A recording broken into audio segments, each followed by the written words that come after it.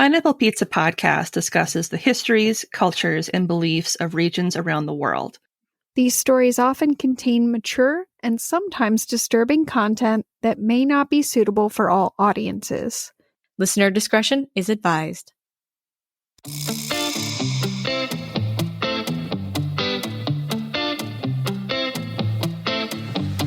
Welcome to Pineapple Pizza Podcast, where we serve up slices of mythology, cryptozoology, and urban legends. It's an interesting combination of flavors. Weird, but it works. I'm your hostess, Emily, and today I'm serving up another snack time treat from our friend Jules at the Riddle Me That podcast. Riddle Me That is a weekly true crime podcast hosted by true crime and mystery enthusiast Jules. She takes deep dives into the facts of unsolved cases, disappearances, and mysteries. New episodes are available every Sunday. If you love all things mysterious, you are going to love Riddle Me That. If you're craving a little something to tide you over until your next slice of pineapple pizza, then chow down on today's snack time special. Riddle Me That shares with us the mysterious tale of the Missing Sodder Children, with our very own Lindsay as a guest host. On Christmas Eve of 1945, George and Jenny Sodder and their 9 children went to sleep to dream of the coming day's festivities. But the night would be plagued by strange occurrences. An unnerving phone call, a loud bang on the roof, an unlocked door, cut phone lines, and a fire that would ravage the home. In the chaos, 5 children went missing. What happened to them? Had they perished in the fire? Or was the fire simply a ruse to cover up a kidnapping? Stay tuned for Riddle Me That. And remember, accept nothing, question everything. Welcome back to the show. I'm Jules, and this is Riddle Me That True Crime. So I'm excited today to introduce you to my lovely co-host, Lindsay from Ye Olde Crime Podcast. Welcome to the show, Lindsay. Hi, Jules. Thank you so much for having me. So, Lindsay, do you want to tell my listeners a little bit about what got you into podcasting and what to expect from Ye Olde Crime Podcast? Sure. So I came up with the idea to start a history podcast about true crime in 2019. And it's an idea that I had been playing around with for a while, but it never seemed to have the time to actually start. And once 2020 hit, I was furloughed about mid-March. And I thought to myself, this is the time when I should do it since I have the time now. So I convinced my sister Madison, who's my co-host, to join me, and it kind of just flowed from there. So on my show, we cover a variety of cases that all take place pre-1900. So we cover things like the practice of putting animals on trial, and poisoners, and cannibals, and witchcraft, and asylums, and things like that. So it's kind of a mixed bag of cases that took place pre-1900. So basically, if there's something in history that had some sort of criminal aspect to it, we're probably going to talk about it on our show. Yeah, I really suggest you all go out and subscribe because it's actually a really good show and it's quite funny too. And there's something about when cases are and the stories are sort of so far removed and so far back in time, like you and Madison have some fun with it and it's really enjoyable to listen to. Thank you. Yeah, I definitely get what you mean about being more removed from it, because I feel like you don't feel as bad making fun of things because no one's around to get offended.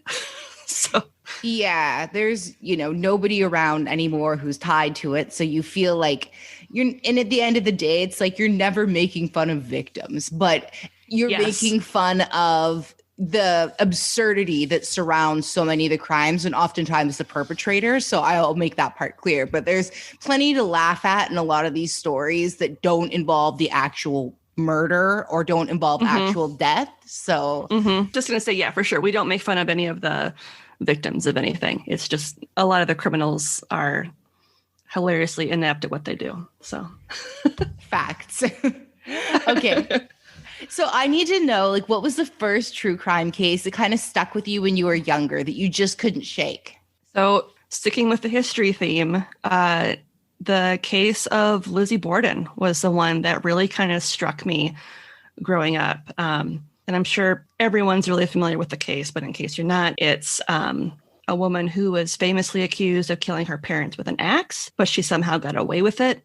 But even though she did, the stigma kind of followed her the rest of her life. And it's just one of those cases that it's just fascinating to me because it was never truly quote unquote solved. And for whatever reason, it just kind of really gripped my imagination. Yeah, I think it really is one of those cases. It explains a lot why this was the first one that gripped you for sure. Yeah. For one, but secondly, I think it also is one of those ones where it really challenged kind of the status quo and the misogynistic kind of culture at the time where women were the inferior race. They were delicate. This idea that Lizzie could have, hacked her stepmother and father to death was too much, I think, for the male brains at the time to take.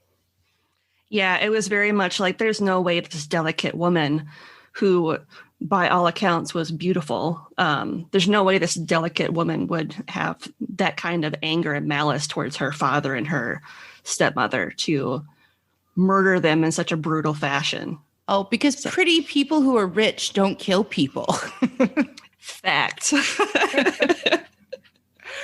All right. So let me give you a brief synopsis of the case we're going to cover today. Just so you all know, this is an oldie, and that's the reason I chose Lindsay to jump on board and co-host. So the year was 1945. The location was Fayetteville, West Virginia. It happened on Christmas Eve. The night was chilly and silent, as most children and parents had gone to bed, waiting for Santa Claus to visit them in the night. This family was no different. So at the home, there were 9 children and 2 parents. A loud bang on the roof would be heard at 12:30 a.m. Christmas morning. Then sometime after, a fire broke out, engulfing the home by 1:45 a.m. The parents escaped the raging inferno, and 4 of the 9 children were rescued from the blaze. The fire department was slow to respond, and the family helplessly watched as their house burned with their 5 children inside. Or so they thought. Upon later inspection, there was no trace of the missing 5 children. No bone fragments were found.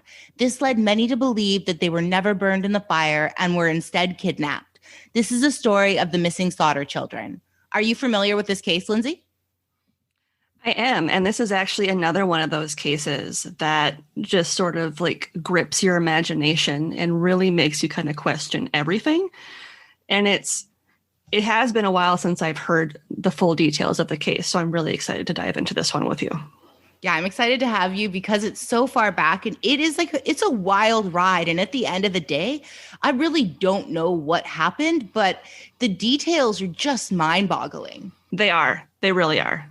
All right, so let's go back to the beginning. So George Sodder was Italian from Sardinia. He'd immigrated from Italy when he was 13 through Ellis Island during what was to be a huge wave of immigration into America. George arrived on American shores and was determined to build a life for himself. Basically, he wanted that American dream, and it was said that he wouldn't discuss why he left Italy. It was also said in sources that an older brother of George's immigrated with him, but would, for one reason or another, choose to return to Italy right away. See, and that's something that, to me, seems a little strange. Why would you go to all the trouble to immigrate and then just choose right away to go back to Italy? I would imagine, given the time frame that this took place, it would have been very difficult to go back to Italy. Yeah. So that part of it, just immediately, I was like, why would you go back if you were, in essence, escaping what was going on at the time? So that's another one of those things where it's like, what was the deal with that? Yeah, it struck me as really odd too. It's not like, you got to remember the time. This isn't like a guy just jumped on a plane. He was taking a boat. And these boats, how long did they take? Months to go from Italy to America? Yeah. And, even at that time, I can't even imagine how difficult it would be to get back through customs, to go to a different country, even if it's the country that you came from. It just seems like a lot of unnecessary work. But at the same time, we don't know what happened, but it just, that part of it, when I first, heard that, I was like, wow, why? What's the story there? Did you like boat life so much? You were basically on a boat for 2 months probably, and you just loved it so much. You wave your brother goodbye once he hits the shores in America at Ellis Island. You're like, deuces, I'm going back to Italy, another 2 months on the boat. I just love the ocean. The ocean air is really good for me. Maybe he should have been a sailor. Maybe that's it. Maybe he was like, I'm just going to give this boat life a whirl and see how I feel. Yeah, we solved that mystery. There you go. We solved it. You're welcome. So George quickly found employment working on the railroads. It was said to be difficult work. Like, it was obviously really backbreaking, difficult labor. Like, this wasn't easy. George was carrying water and supplies to other workers. He would then go on to secure employment as a truck driver. George would eventually go on to start his own business hauling coal. He was said to have had 2 trucks in what was to be a successful business endeavor. I mean, it kind of looks like George has the mix of determination and grit. Like, it's seriously not easy to come to America with the clothes on your back and truly make it. And it looks kind of like that's exactly what George Sodder did. And see, it's one of the traits that I've always admired about people who come to this country. Like, they work so hard because they know that American dream is possible if they put in the time and the effort. And that, like, never give up attitude is something that I feel so many people in, like, our generation, it's kind of like worked its way out. Like, people don't really, they lack that drive and to put forth all that hard work that they can't see at the end of the tunnel. Like, if I do all this stuff, someday this will happen. And that's really admirable that people like George could do this and be able to have these success stories, especially given the prejudices that he must have faced at this time in history. Yeah, that's exactly what sticks out to me is the fact that he was Italian, which, you know, to some of you listening might mean nothing. And, you know, if you don't know the history, there was an incredible amount of like racism towards people who were Italian. There was a lot of othering. So you've got, you know, there was with like Irish people at the time too. I mean, of course, it's to a lesser degree than, you know, what Black people and Hispanic people face in America, but it's still its own thing. And there was a lot of racism and othering to do with Italians. So the fact that he was able to claw his way up to the top and find some kind of measure of success really speaks to, like you said, his fortitude and his drive. Yeah. I mean, it's extremely impressive to go from hauling water for people and things like that to owning your own business. I mean, that's really inspiring. And that kind of, I think, speaks a lot to his character too, that he was willing to put in that much work to go for what he wanted. So George met Jenny Cipriani sometime while living in America. So she was a stonekeeper's daughter. The couple fell in love and George married Jenny. They moved into a middle-class neighborhood in Fayetteville, West Virginia. The neighborhood was said to house many Italian immigrant families. Jenny Sodder was also an Italian immigrant who moved to America when she was a child, along with her family. So in 1923, Jenny and George would have their first child, John. The couple would go on to have 9 more. During this time, George was building up his business and seeing great success in the coal business. The family lived in a 2-story timber home that was reported to be roughly 2 miles from the center of Fayetteville. I mean, 9 children. Can you seriously even imagine? See, and I have 2 kids that I can barely handle. Like the thought of adding 7 more to that is just insane to me. And, you know, again, this goes back to like kudos to them for putting in what probably would have been tons of time and effort to be able to just take care of their children, you know, but I can't fathom having 9 kids under one roof. I'd probably go insane. I think it's so many. I mean, my husband and I get overwhelmed with the dog sometimes trying to get what we need to get done. Like yesterday, he went to like doggy daycare, which he goes basically for the socialization and it gives us a break so he doesn't have to go out to go pee 10 times during the day. And he gets to play with other dogs, which in Malaysia, socialization with other dogs is a little more difficult. So, you know, we do that, but it gives us peace of mind. We're like, oh, whoa, there's so much freedom. Imagine if we actually had like a real kid, right? So yeah, kudos to you mothers out there. Well, and not only that, but like this is a time before TV and electronics and gadgets and stuff. Like, how do you entertain 9 children? Oh, good point. You know, you can't just plop them in front of a tablet and be like, okay, have fun. Not that I do that, but you know what I mean? Like, you know, you actually have to talk to them. You have to talk to them or encourage them to play games with one another or something. Or yeah, I can't imagine. Yeah, I guess Jenny would have had to have been pretty creative finding things to do. I mean, hopefully they liked school and, you know, what do kids do? I guess build blanket forts and put on plays. I don't know, play with train sets. Yeah. And yeah, I think reading would have been a big thing. Trying to think what would have been big games that they would have played at the time. I suppose playing with like jacks and they might have had like little army men and things like that. Or I have no idea. You'd probably play a lot of like baseball and stuff, especially if you were living in an immigrant type community. Because I know like in a lot of those types of instances, a lot of the families kind of like play together. Like a lot of the kids would hang out and interact with one another in like a safe neighborhood type setting. So it's entirely possible they just played outside most of the day with other kids in the neighborhood.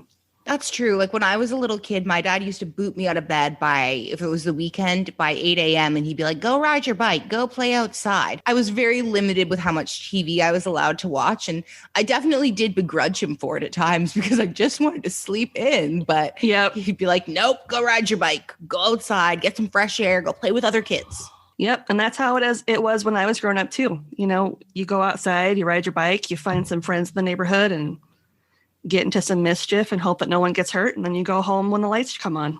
Yeah. I think maybe it was even more so like that back then. Exactly. So it kind of goes without saying that George had clawed his way up and he'd fought really, really hard for his piece of the American pie. So at the time, as we said, it wasn't easy for Italian immigrants. Immigrants did in some places face discrimination and prejudice. Keep in mind that when the story takes place, it is on the heels of the fall of Mussolini. So many Americans viewed all Italians with the same lens. That isn't to say that they didn't view them with that lens prior to this. Let me just make that clear. Yep. So it was a great achievement that George was able to accomplish what he did. So like not only did he build a large family and a home and a successful business, he couldn't have done it without Jenny, who was by his side every step of the way. I mean, I'm pretty impressed with this family right from the jump. It seems like they've got a lot of love and seriously 9 kids worth of love. Yeah. And I would totally agree. I mean, like, as I said, I feel like this is something where he really worked hard to earn what at the time would have been considered, you know, like middle class status to be able to provide for his large family. And I would also imagine that he probably put himself under a lot of pressure to make sure that it didn't fail, given the, you know, the climate of the time with people having such prejudice against Italian Americans and, you know, just wanting to prove like, you know, I'm just as good as anyone that was born here. Like my business is just as great as anybody else's. So, and it makes sense having basically like a sports team full of children too, because if you're building this business, you want to hand it off to somebody, but you also want the help with the business. So what better than to be able to know, okay, not only do I have help, but when I move on, I'm passing something meaningful on to my children. Exactly. Because that's very much something that I know was a really big deal with bigger families at that time, you know, setting up a basis and then being able to pass whatever the business was down to the next generation and the next generation. Like that's a really big thing. So yeah, it makes perfect sense that he would want to make sure that he had a lot of kids who could very easily run the business whenever he decided to retire. So George didn't let prejudices stop him. Like he managed to elevate himself from humble beginnings to find prosperity for his family. So the family was said to be really well respected in the neighborhood, though it was also reported in sources that their opinions were strong, especially on Mussolini, that they were not afraid to share them either. And that's what neighbors love, angry political banter. Oh, of course. It's the best. It's absolutely the best. Yeah, like that's what everybody wants. Like, I'm going to share my political opinions with you. You've just got no choice. You've got to sit there and listen. Yep. Yeah, I just picture like standing around opposite sides of the fence and just spouting off about politics. Yeah. And so obviously this rubbed some people the wrong way. So there were a lot of Mussolini supporters that remained, and it was said that George's opinions were unwelcome by many in the neighborhood. That mattered little to George, as he shared his opinions freely, and he was unbothered that others didn't agree. This was America, and he was entitled to share his opinion. He was protected by free speech.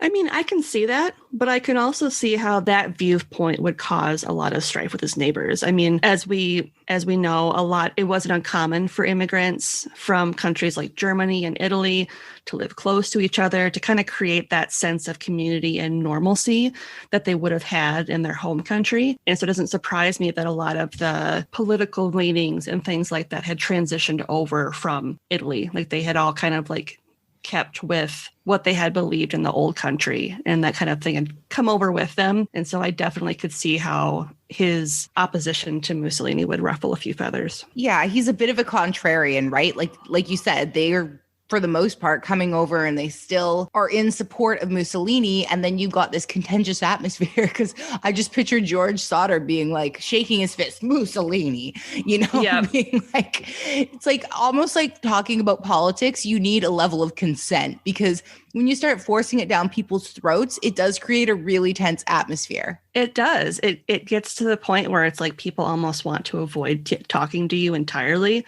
Like I just picture like him going outside and the other neighbors are like, oh, there's George. And then they like go back inside the house because they don't want to have to talk about it. You know what I mean? Like, oh, totally. And I feel like people should be able to share their opinions on politics all they want, but in their neighborhood, it almost should require a little bit of consent if you're trying to keep the peace. Because if you've got completely contrary political beliefs, what do? Do you argue nonstop, or do you just try to accept that other person believes something different from you and just shut up and both go about your day? And, are you really going to change their opinion? I would just think within the neighborhood, when it comes to your neighbors, probably best to just keep that to yourself. Yeah, it's like the whole like agree to disagree thing. Like just keep that aspect of your belief structure and that aspect of your relationship on the back burner. No one needs to talk about that. Let's talk about something else. So let me use one of your American states as an example to illustrate this point. So let's go down south to Alabama. So I kind of imagine George Sodder's situation being akin to being like the one Trump supporter in Greene County, Alabama, where 85% voted for Biden. Or on the other side, a Biden supporter in a neighborhood in Winston County, Alabama, where 90% voted for Trump. Like opposing political views shared with neighbors, as we just mentioned, just maybe shouldn't be done. I think it's one thing to have your beliefs and to share them with friends and to share them in a wider sense through social media or through protests. But I think when it comes to like just wanting to hang your hat at home, not having the drama is probably the best scenario. Yeah. And speaking as someone who spent 4 years in a very red pro-Trump county, I completely understand. Like I would keep my political opinions and Democratic leanings to myself unless one of my neighbors happened to bring it up first and I knew that they had the same leanings that I did. But otherwise, politics just wasn't something that was ever discussed, period. Because as we all know, it was a very hot topic issue at the time. And especially when George was around, I mean, you're coming on the heels of a really awful world war that was still in progress at the time that this was going on. So it's, something that probably should have been kept to oneself. So the couple had 10 children: Sylvia, who was 2 years old, George Jr., who was 16, John, who was 23, Marion, age 17, and one son, Joe, who was away in the army. So these children were out of harm's way when the fire raged in their Fayetteville home. These are the children who would disappear in the fire: Maurice, 14, Martha, 12, Louise, 9, Jenny, 8, and Betty, 5. Like, I can't even imagine what it would be like to lose one child, let alone 5. Yeah. And whenever I hear stories like this, it really breaks my heart. Like it reminds me of this one case that took place locally in Minneapolis back in 2015, and a fire that broke out that killed 3 children, all under the age of 7. And it was this, poor family that were using their oven as a source of heat because their furnace stopped working. And then something caught fire. And the only person who survived was the mother. And I can't even imagine what that sense of loss would feel like. And not only that, but like the survivor's guilt that you would experience as well. And especially in the case of the Sodder family, I mean, they're probably experiencing this tremendous sense of grief and loss, but at the same time, they still have all these other children that they have to be strong and supportive for. I mean, they still have children they have to try and create this pseudo sense of normalcy for. And that would be almost more difficult to try and bring life back to balance after this horrible event took place. Yeah, I think you're almost like stuck kind of in this suspended animation from, Christmas of 1945. You're stuck because you don't get a resolution. You never find out exactly what happened. And yes, you got 4 children, but you've got 5 that are missing. How does anybody really and truly move on when they just don't have any answers? Yeah, I can't even imagine what that would be like. So I think the best way to tell this story is to give a timeline of events. So on October 1945, a traveling salesman would visit the Sodder house. His name was Fiorenzo Genitolo. He was allegedly very unhappy at being dismissed during what turned out to be a political conversation with George. Classic George. Surprise. Surprise. So allegedly, the salesman warned George that his house would go up in flames, which is kind of aggressive. Yeah, that escalated quickly. Right? It was also said in sources that he was angry that George wouldn't up his mortgage or something along those lines. It appeared he was kind of more of a mortgage broker or an insurance salesman. Like, he wasn't selling vacuum cleaners or anything of the like. Like, this man was alleged to have even referenced the Sodder children. He was alleged to have angrily threatened George, and Fiorenzo had said that the children would be destroyed, which again escalated really quickly. Wow. Okay, guy. It's dark. That is dark. Why? Yeah, like this was postulated to be due to George's anti-Mussolini views. So at some point after this encounter, a visitor to the house remarked that George should get his wiring inspected, saying that the fuse boxes could start a fire one day. I mean, this sounds kind of sketchy. Like, whoa, buddy, that's a bit of a weird observation. Yeah, and like not only that, but like to me, that sets off a ton of red flags. But like at the same time, unlike George, I've listened to enough and like read enough about true crime to kind of know a motive when I hear one. Yeah. And it seems pretty clear to me that people in the area, including this, quote unquote, mortgage broker / insurance salesman, that they were definitely trying to use intimidation tactics to try to scare him and his family away from the area potentially. And knowing that, I'm sure even if he was like, this isn't okay, you would never have involved the police. You know what I mean? Like, that's just not something that would have been done at that time. Because I feel like, especially living in an immigrant community, you would have wanted to handle things yourselves first before you involved outsiders. You know what I mean? Exactly. And this was something that took place between two Italian men, George Sodder and Fiorenzo Genitolo. So he probably thought, like, I can handle this on my own. What am I going to call the police for? It's just a bunch of empty threats. But it does seem rather prophetic when he says your children will be destroyed and your house will go up in flames. And like, that's literally exactly what happens later on. Yeah. You're a witch. Yeah. So obviously this was a bizarre interaction, and George was understandably confused as he had an inspection done and the electrical wiring in the home was fine. So in the weeks leading up to the fire, the Sodder boys had noticed a strange car watching their younger siblings as they walked home from school. This car was reported to have been seen in multiple locations at different times. Okay. Yeah, and if that was me, like the instant you mentioned my kids, I would have been doing whatever I needed to protect them. Like call the cops, invest in better protection, whether that means like a baseball bat or whatever, everything. And anytime I hear stories like this where people are targeting kids, it just like puts me at a level of rage that I can't even properly describe as a parent. Like, to me, it's just disgusting to bring innocent children into adult matters. You know what I mean? Like, it's just, that takes it a level too far for me.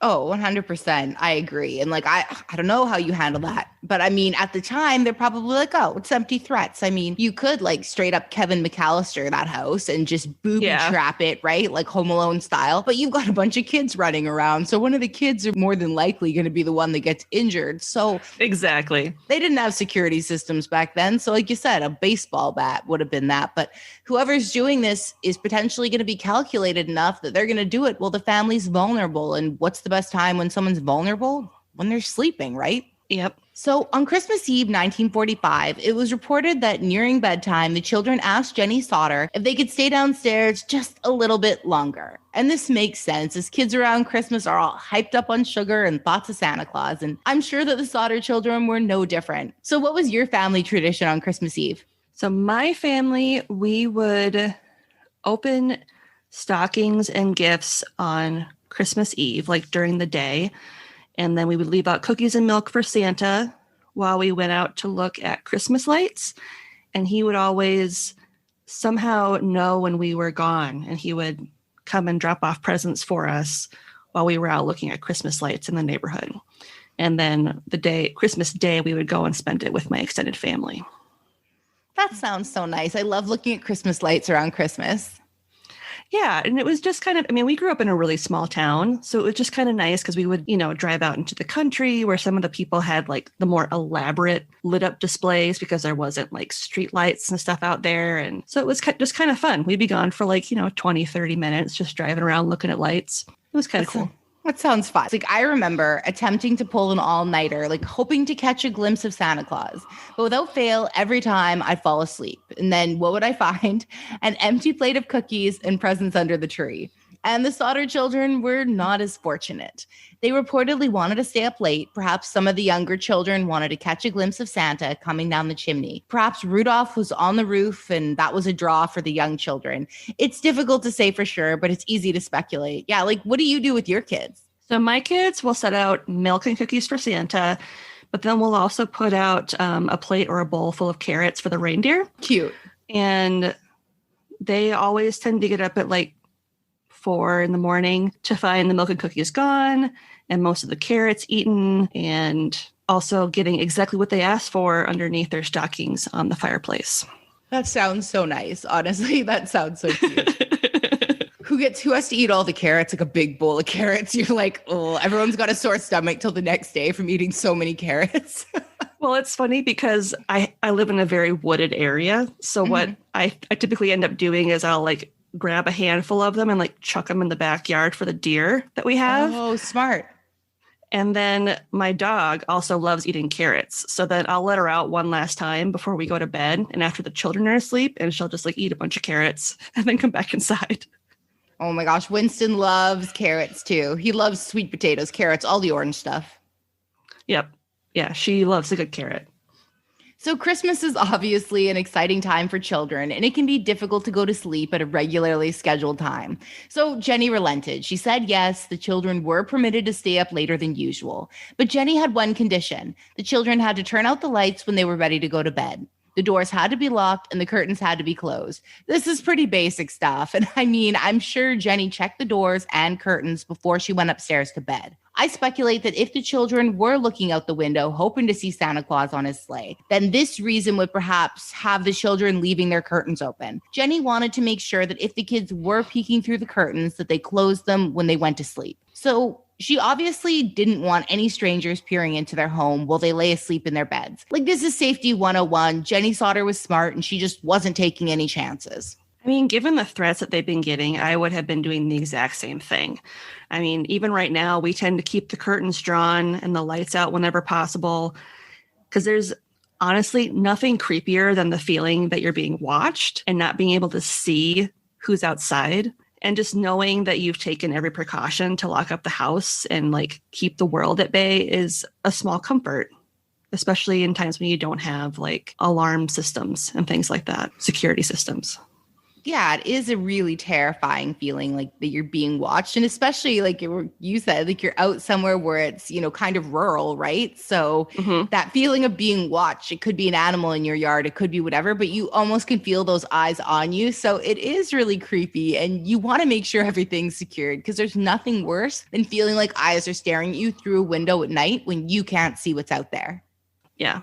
No, thanks. No, thank you. Hard pass. Hard pass. So around midnight, early Christmas morning, Jenny answers the phone. So it's strange to be receiving calls this late at the Sodder home. She picks up the receiver and it's a man. He asks for a man's name. So Jenny's obviously confused because she doesn't know who this man is. It must be a wrong number, she thinks to herself, as she informs the caller that the man he's asking for, he doesn't live there. So before Jenny can hang up the phone, she hears what sounds like a party in the background. And this makes total sense to me as it is Christmas Eve going into Christmas Day. Jenny hears a woman laughing in the background and what appears to be people clinking glasses or plates. So the woman's laugh was unsettling to Jenny for some reason. The man then hangs up, and Jenny is left confused by this exchange. So it is possible that the woman was sounding slightly off kilter and strange due to one too many eggnogs. It's really difficult to say, but regardless, this phone conversation would stand out as a red flag in the minds of the Sodders in the years to follow. See, and I've always found this part of the story to be really creepy. Like, there's just so much about it that can be read into like a variety of ways. Like, did they call the distractor? Was it a legit wrong number? Were they just calling to gloat in some sick sort of way because they knew it was going to happen? There's just so many what ifs about this particular aspect of this story that you could literally just spend hours just trying to figure this one part of it out. And it could be completely benign or it could be malicious. Like, you could interpret it in both ways. It could just be like, this is a legit wrong number. It is Christmas Eve, going into Christmas Day. People are up late, partying, clinking glasses. Would these people be celebrating before they actually did the crime? I don't know. Exactly. That part, it just, to me, I kind of lean slightly more towards it's benign and that it's just being interpreted as this malicious, nefarious type thing after the fact, given the context. But I can't say for sure anything is possible with this case. It could have been, somebody calling to taunt them or to see what they were doing or see who's up. Yeah. Or it could have been something as simple as, hey, I'm trying to reach so-and-so because he needs to come pick up his wife or something like that. You know what I mean? Like, who knows? And it just after the fact, like, in hindsight, it just sets off some weird vibes. Yeah, it definitely does. So around the same time, it's speculated that Jenny got out of bed to check on the children. So she went downstairs and noticed that the lights were still on. So she checked the front door and it was unlocked. Jenny thought this was very strange, obviously, and the curtains were open as well. It was as if the kids just hadn't listened to her at all, and this was a major departure from the norm, as these kids were really good listeners and usually followed her instructions to the letter. So Jenny glanced at the couch and she saw one of her children asleep. It was 17-year-old Marion. Jenny had to have felt a wave of relief at this point. Yeah, so I could see it as being maybe the kids were just so excited that they just ran upstairs and didn't even think about it. Like maybe Marion had fell asleep first and they were just like, oh, we should probably go to sleep too, and just ran upstairs. Who knows? You know what I mean? Yeah. And I have to think like Marion is likely the more responsible one, given that she's, almost 18 and she's the girl. So she'd be like second mother to these kids. And the fact that she fell asleep, maybe she wasn't able to double check that the kids did these things and they just ran up to bed and went, Marion's going to do it when she wakes up. So we're not going to worry about it. So I would assume Jenny would walk down and go, well, Marion's there. Like nothing could have happened. They probably just went to bed and she fell asleep. Yep, exactly.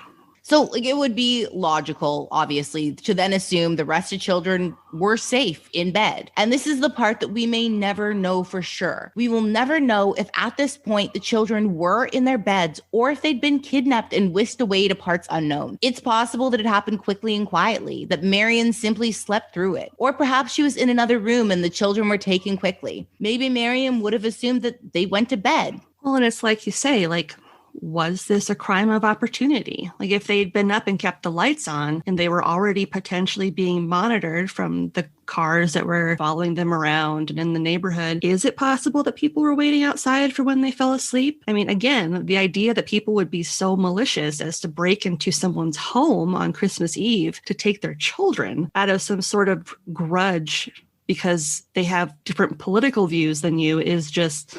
it just doesn't make a lot of sense. It really doesn't. I mean, I guess if you're going to pick a date, there's two sides of it. Families are very together and often like very united around Christmas. So on one hand, it's a really kind of bad time to try to kidnap children. But on the other hand, it is a day where parents might go to sleep and kids might stay up later or they might sneak up. So I don't really know one way or the other, but either way, it does seem strange. Marion's asleep on the couch. Like, are we to believe that like these kids didn't make any sound and somehow these kidnappers snatched 5 children from under her nose without her noticing? Exactly. That's the thing that just doesn't add up for me. Yeah, me neither. So Marion just obviously laid down on the couch and fell asleep. Though, of course, this is kind of speculation, but the only thing we know for sure is the lights were on. The door was unlocked. Marion was asleep in the couch and the other kids were not present. So at this time, Jenny secured the house. She locked the door, closed the curtains, and turned off the lights. She went back to bed with her husband, George, and her daughter, Sylvia, who was 2 years old at the time. Jenny tried her hardest to go back to sleep, but she was rudely awakened to a loud noise. Something heavy hits the roof and rolls down. So this night just kept getting stranger and stranger. The loud noise was later hypothesized to be a napalm-like substance. There was something resembling this found in what remained after the fire. So some sources saying young Sylvia found it months later when playing in the snow, though accounts do differ on this. See, and it's at this point that I'd be up and wandering around the house to check on everything. But at the same time, I can't point a finger of blame on Jenny because, she was tired. She assumed her children had listened to her and just gone to bed. Because for all she knew, Marion, like I said, was the last one to fall asleep. And the rest of the kids had just forgotten to take care of stuff because they were running upstairs in a mad dash to try to fall asleep before Santa came. Girl's tired. She's got 9 kids. I don't blame her. She thinks Marion's got this. She's 17. I would imagine she would be very responsible, right? Like their oldest son is 23. I think he might be the one that's away. I can't really remember. Yeah. He might be the one that's away in the military. And then I think the next age is 16. So that makes Marion the oldest and she's a girl. Therefore, I think she probably was likely acting like that second mother to these kids. For sure. I can totally see her being, the second mother. And I'm sure Jenny relied on her a lot to keep the younger kids well in hand. So yeah, I'm sure she was just Marion probably had this. There's nothing to worry about. I'm just going to go to bed. Yeah. And whatever it was that hit the roof, it seemed to be kind of some sort of incendiary device because the house was quickly engulfed in flames. George and Jenny Sodder made it out of the house. They had young Sylvia, age 2, George Jr., age 16, John, 23, and Marion, age 17, following closely behind them. Okay, so the John, who's 23 and the oldest of all of them, he was already in bed, but still, he's a boy at 23. I still don't think he's going to take on quite the parental role that a 17-year-old girl would. It's just something at the time where it was much more a female kind of designation, right? Yeah. Well, and given the age of the younger kids, I can't see a 23-year-old guy wanting to hang out with a bunch of his younger siblings like that. You know what I mean? No. That just definitely seemed like something that he would have left to his younger sister. You got this, Marion. I'm going to bed. Yeah, totally. So the family stood on the front lawn helpless. They watched, they waited, they screamed, and they yelled. The family expected to see the other children at the windows, peeking through and asking for help. It was reported that the missing children slept in the attic. George and Jenny assumed their screams would have roused them, that it only seemed logical that they would appear in the windows screaming for help. But this never happened. And it does seem illogical that not even one of the 5 children would even make it to a window to yell for help. But still, the family waited. The fire raged on and they saw no evidence of life in the house. Only flames remained. And this is something where it just kind of strikes me as odd because you would think that they, sleeping in the attic, that they would have heard that loud bang as it hit the roof. Right. And that they would have been the ones that would have woken up first if they weren't already still awake. So you would think they would have been the first ones coming downstairs if they were up there. So to me, it's just either 1, they already weren't there, or 2, carbon monoxide, if the fire started on the roof, the smoke would have hit the attic first because that was the start of the fire. So it's hard to say. But yeah, you would assume that if they hadn't run out first, that they would have run to the windows and been asking for help. I just would think that at that point, you would hear the thing hit the roof first. If you're in the attic, the kids would have heard that. And if they did hear that, would they not have gone to their parents and been something hit the roof? Wouldn't at least one of them have got up and probably run to their parents' room and said, what was that? Something hit the roof and it was loud. Because if it woke up Jenny Sodder, I'm pretty sure it would have woken up those kids, right? Well, and not only that, but it's Christmas Eve. They probably would have thought it was Santa. So wouldn't they have gotten up and run to their parents and been Santa's on the roof and been freaking out about it? That's what I would have done as a kid. And I find it bizarre that not even one of them did that, which we then have to question, were they even present when this happened? Maybe the kids were already gone and the fire was just meant to be misdirection. Exactly. There's just so many questions in this. It's I go back and forth so much. I know. So Marion, being the responsible young lady, she had attempted to call the fire department. So for some reason, the Sodder house phone wasn't working. This was a curious fact, given that the phone was working at midnight. So the fire was speculated in sources to have started sometime after the loud bang on the roof. So at 1:45 a.m., everyone in the house knows that the house is on fire and is in a panic to leave. Yeah.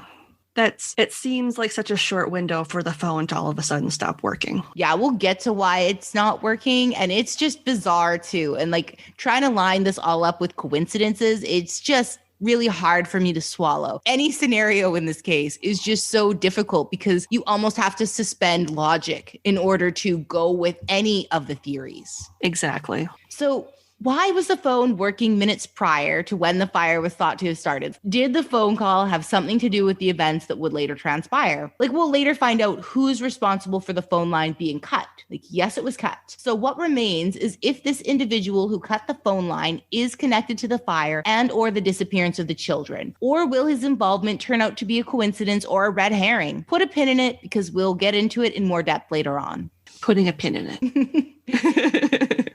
So Marion then went next door to a neighbor's house to attempt to call for help. Like, again, she had difficulties. This time, the operator could not be reached, and this must have been so frustrating for Marion. It was the worst thing imaginable happening to her family. She was screaming into the void for help, and nobody's there to hear her. Marion must have been losing her mind by this point. A person who was driving by agrees to go to a local pub and make the call from there. So in all of the many attempts to contact law enforcement, it's unclear who was the one to get a hold of the fire department. Sources say the call that eventually went through was from the town center. But I find this part so weird too. Yeah. Well, and again, it's like if a fire is going on in your neighborhood, you are going to notice that and you are going to wake up, especially if people are screaming outside. So why would no one have called? Wouldn't someone have called? You know what I mean? Oh, I think you're right. It's just, the operator couldn't be reached when Jenny was trying to get through. And so maybe they had a bunch of different calls and maybe one operator, not like a switchboard. And so potentially there were multiple people trying to call and just nobody could get through. I'm not really sure the details, but it does seem so strange. Yeah, it's like, I can't fathom the idea of there only being like one operator working on Christmas Eve. I mean, granted, the potential for horrible crimes like this to happen on Christmas Eve, I would think are pretty slim. But at the same time, it's like, who knows? And the fact that no one that we are aware of came out to offer assistance in any way, like it just all seems so bizarre to me. Yeah, it's definitely really weird. So one thing was for sure, it appeared that the phone at the Sodders' house was definitely cut. Why did this happen? Like, was someone planning to take the children and they didn't want the parents to call for help? Did they set the fire to cover their tracks? Like, in any event, we don't know why the man cut the phone line. We only know that it was severed, thereby stopping communications, and the Sodders couldn't call for help at that critical time. Yeah, it all seems too so coincidental. And I know that can't always be the case given this story, but yeah, it really boggles the mind. It does. And more things start to add up and it starts to look like maybe it's not a coincidence. So it's been posited in sources that the thief wanted to cut the electricity, or perhaps the electricity and the phone lines, but only managed to cut the phone. So there was a pile of presents under the tree as there were 9 children at home for Christmas. It would have been potentially a really good haul. It does seem rather bold that a thief would strike on Christmas Eve. Again, this reminds me of Home Alone. Yeah. So what are the chances that on the day of the fire that there was also a thief totally unconnected prowling? Something was stolen, but it was a block and tackle. And it wasn't stolen from inside the home. It was stolen from the outside. See, and to me, it seems too calculated of a thing to be a mere coincidence. Like, it would make sense to cut the electricity as well, but what would have been their trigger to cut the line? Like, was it when Jenny is turning off the lights? Like, there were so many moving parts to this story that it's hard to believe that how the events unfolded would have been planned out to the extent to which they all ended up taking place. You know what I mean? Like, it just seems like there's too many moving pieces to where it would have all actually been someone's master plan to have things unfold the way that they did. Yeah. And like, why would any thief cut phone lines? Or like, even if he was mistaken and he meant to cut the power, like, why would he need to do that if he only intended to steal an item that was sitting outside? Like, what was his interest in the inside of the Sodder home? Like, what is the likelihood that the fire and the cutting of the phone lines are two separate and unrelated incidents? It seems really difficult to believe that these two events could be separate. Like, it's just too great of a coincidence, in my opinion. Exactly. So sometime after 1:45 a.m., when the 6 family members escape, George decides he simply cannot watch the house burn. He has to attempt to rescue the children. He goes to the rear of the house to fetch his ladder. George runs and he stares at the location where the ladder was supposed to be, and it was missing. Like, I can't imagine how George must have felt. Just that feeling when your gut drops and panic just basically envelops you. Yeah. And it's one of those things where it's like, was it something where he had moved it prior to this, but just because of how your body is dealing with all this adrenaline and things like that? Is it something where he forgot that he had moved it somewhere else and it was actually in the garage or something? It's one of those things where it's your mind and your body does really strange things when you're in such a high stress situation like that. So it is entirely possible that it was supposed to be on the rear of the house where he thought it was. And it's also entirely possible that he had moved it somewhere else and completely forgotten in his panic that it wasn't at the rear of the house anymore. And that's just one of those things that it's like, is it possible that he had moved it and he just, in that panic and that moment of I have to get my kids, that he just sort of blanked on the fact that it wasn't there anymore? I mean, it's totally possible, right? Like, you've got somebody who's going, I know where this is. And sometimes I'll move things where I'll be like, where did I put the kitchen scissors? I'm sure that I left them in the kitchen. And I'm looking everywhere and I'm like, guess I didn't. I guess I took them out, right? We don't always register those things. Like, it's not like it's a super important emotional memory that we're going to like make sure that we file away in the proper place. We don't always remember where we put our keys.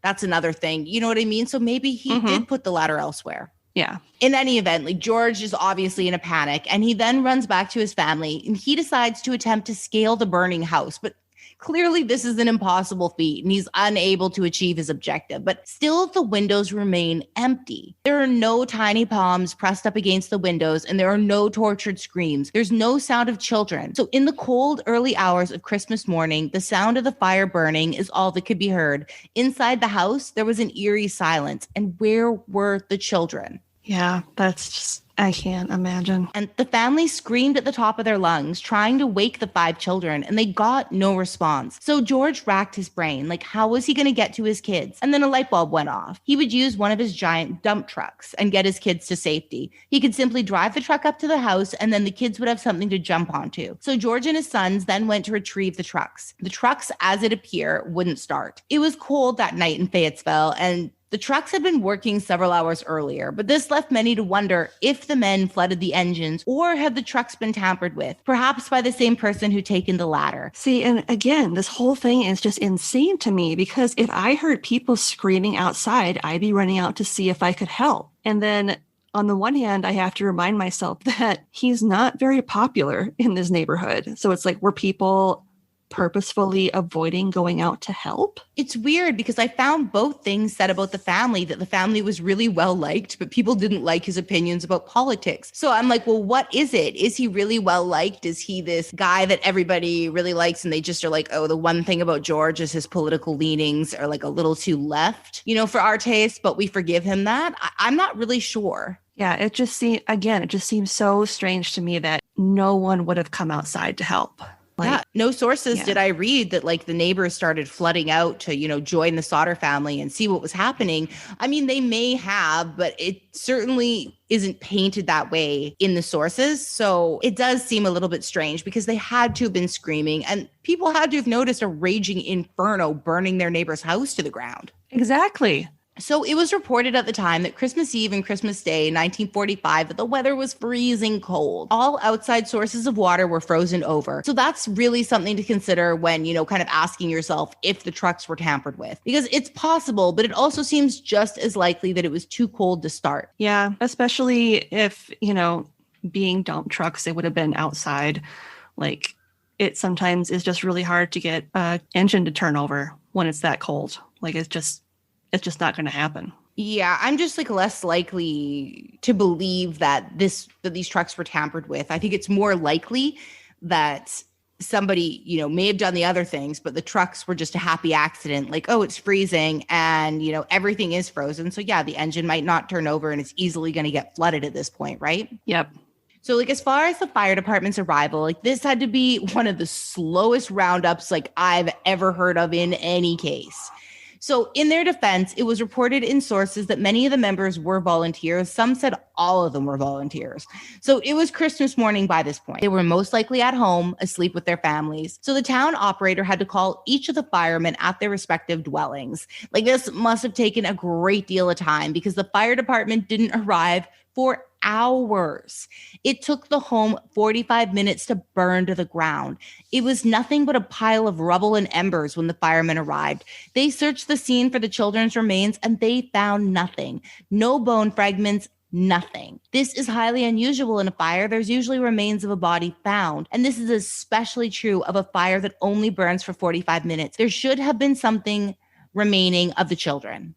Yeah, I'm having a hard time believing that this was just a matter of people being slow to get to the area. I mean, even if it was cold, I would imagine that any fire vehicles would have been kept indoors like they are today. And even if people were at home with their families and their volunteers, it's still their responsibility to answer the call. And it all just seems a bit too coincidental. I know, but if you're like a volunteer fireman, you're like, I'm volunteering, like I'm working for free and it's Christmas and I'm going to spend some time with my family. And like these guys who are, volunteering to do it for free, they likely have other jobs. And so answering their phone at like 2 a.m. or something on, Christmas morning, they're probably going to be like, oh, just like let it ring, whatever, let somebody else deal with it. And I get that it is their responsibility, but I think all the regular firemen were basically been away at war and a lot of them hadn't returned. So these were the B team for sure. Yeah, that's true. And, it's entirely possible that they could have been, having a gay old time drinking and things like that on Christmas Eve. So I'm sure some of them could have been extremely hungover or, you know what I mean? Any number of things. Yeah. And it's not like they can just text them or page them or whatever. Like, who knows how many of these guys actually have phones, where their phones are situated or located in their homes. So maybe if you've had it, knocked back a few, at Christmas Eve dinner or, you had been drinking that night, you might not hear your phone ring. So it does make sense to me that it might have taken them hours. I mean, I'm a little shocked that a couple of them didn't arrive within an hour, but yeah, it is a bizarre thing. Well, and if we go back to what happened at the beginning, if it took the operator that long to get in touch with the operator, and it took them that long to get in touch with the firemen, like that right there is a whole bunch of time that was wasted just trying to get in contact with the person who needed to get in contact with the firemen. So you've already lost a bunch of time. Yeah, you're right. And the firemen, once they got there, they investigated. So they quickly decided upon the conclusion of faulty wiring or an electrical fire. And this was really odd, as the neighbors had reported lights being on in the Sodder home while the fire burned. This wouldn't have happened in an electrical fire. It would have gone black in the Sodder home if the electricity had shorted out. Like, I find this conclusion to be really strange, given the fact that we know George Sodder recently had the electrical check. And with the neighbors' eyewitness accounts, like, this explanation just isn't lining up for me. Yeah, I don't buy it. So the coroner arrived on the scene and decided that the children had indeed perished in the fire, speculating that they had simply turned to ash. He believed that this accounted for the lack of bone fragments. The fire, as it seems, burned for far too little time, also at far too low of a temperature to account for cremation. Okay, so crematoriums typically take at least 2 to 2.5 hours to cremate a body. Even then, there's bone fragments left in the ashes. And I didn't realize that it took that long. This isn't a quick process. This is nearly 3 hours. And even then, bits of bone remain. I have urns with 2 of my dogs who passed away, and their ashes are in the urns. And I peeked inside to make sure they were really there. And the vet didn't just tape up urns of sand. And there were definitely bone fragments inside. Yeah. I mean, I too have cremated my dog and there's bone fragments. I mean, and again, that was a professional job. Like you said, there would have been a body. There would have been bodies. It just wouldn't, there's no way it would have gotten hot enough to cremate 5 children. Yeah, so the temperature of a house fire is estimated to be around 1,000 degrees Fahrenheit. So of course, this specific fire can only be estimated, but by all accounts, it's less hot than the temperatures a body would be cremated at, which is around 1,800 degrees Fahrenheit. So this fire burned for only 45 minutes, and we can presume at a much lower temperature than would turn bones to ash, and also for a much shorter amount of time. There should have been something left behind, as Lindsay just said, right? There should have been at least one of the children, all all of the 5 of them would not have turned to ash. Yeah. And it's like, even depending on how large the children were, it still takes extreme temperatures to cremate somebody. And regardless of how long you do it, there are fragments. So say they did burn up in the fire. There would have been like bones. There would have been bones found. There wouldn't have been like little small chips here and there. There would have been like whole sections of bones, and if not an entire skeleton. And we're also saying and like assuming under like the presupposition that this investigation was really thorough or that they knew what to look for. There could have been just this huge amount of ineptitude that they might not have known what to look for. Like these were volunteer firefighters. I don't know how many dead bodies or burned bodies that they'd actually seen. Maybe they just didn't know how to investigate for this. And it could be an explanation, but I still have a hard time believing that somebody wouldn't have walked through and seen something from one of the bodies. Yeah. Yeah, if there were bodies in that wreckage, you would have been able to recognize it. Like bones are pretty easy to spot amidst, melted appliances and, burnt couches and things like that. I would think part of a human skeleton would stand out a lot more than your average run-of-the-mill wreckage. Agreed. So it was said that the firemen were, as mentioned before, mostly volunteers. Like many of the firemen, like I said, they were away at war. It was 1945, remember, and World War II started September 1st, 1939, and it officially ended September 2nd, 1945. So Christmas Eve was several months later, but you have to remember, it wasn't as if it was the end of the war and that meant that every single man was put on a plane that very day and sent home. Like this process took months, and in some cases, even years. There were messes to be cleaned up and rebuilding that needed to take place. Yeah. I mean, it's like for as far as we know, like none of the actual firemen that had been working previously prior to the war, they probably weren't even back on U.S. soil yet. They were probably still overseas cleaning up stuff. Okay, this is a really stupid question. This time period, like 45, I know there was airplanes, obviously, but was there commercial airplanes at this point, like large commercial airplanes? I think if they would have been in the military, they would have still come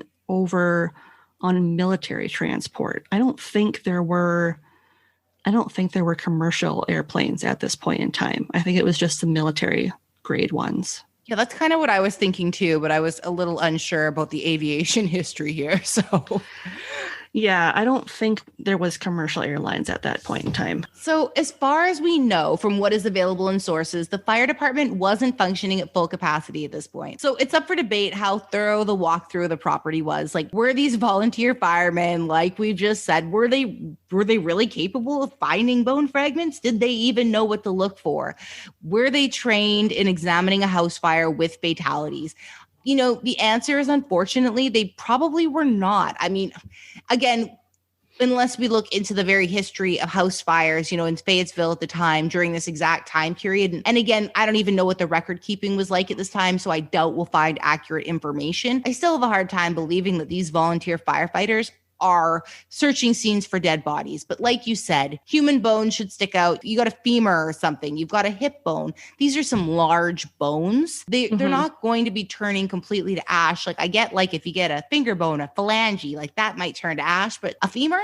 I'm not buying it. Not in 45 minutes. Well, and you would think that as soon as they got on the scene and they heard that there were 5 children missing and potentially lost in the fire, that as soon as they heard that there were potential fatalities, that they would have immediately called the police and some sort of medical personnel to show up, like some sort of ambulance or something, even if they were volunteer firefighters. Because I guarantee you they probably did not have any sort of like medical training as volunteer firefighters to kind of know what necessarily to look for when they were searching through the rubble, because I'm sure they're not expecting to find a bunch of dead bodies when they go to a fire. But again, you would think that at the very least, as soon as they heard, oh, there are 5 children missing and potentially lost in this house fire, that they would have been like, okay, we need to call an ambulance or something. Yeah, you're right. Once they knew that 5 children were missing, they should have done a very thorough search. Like even if they aren't used to finding,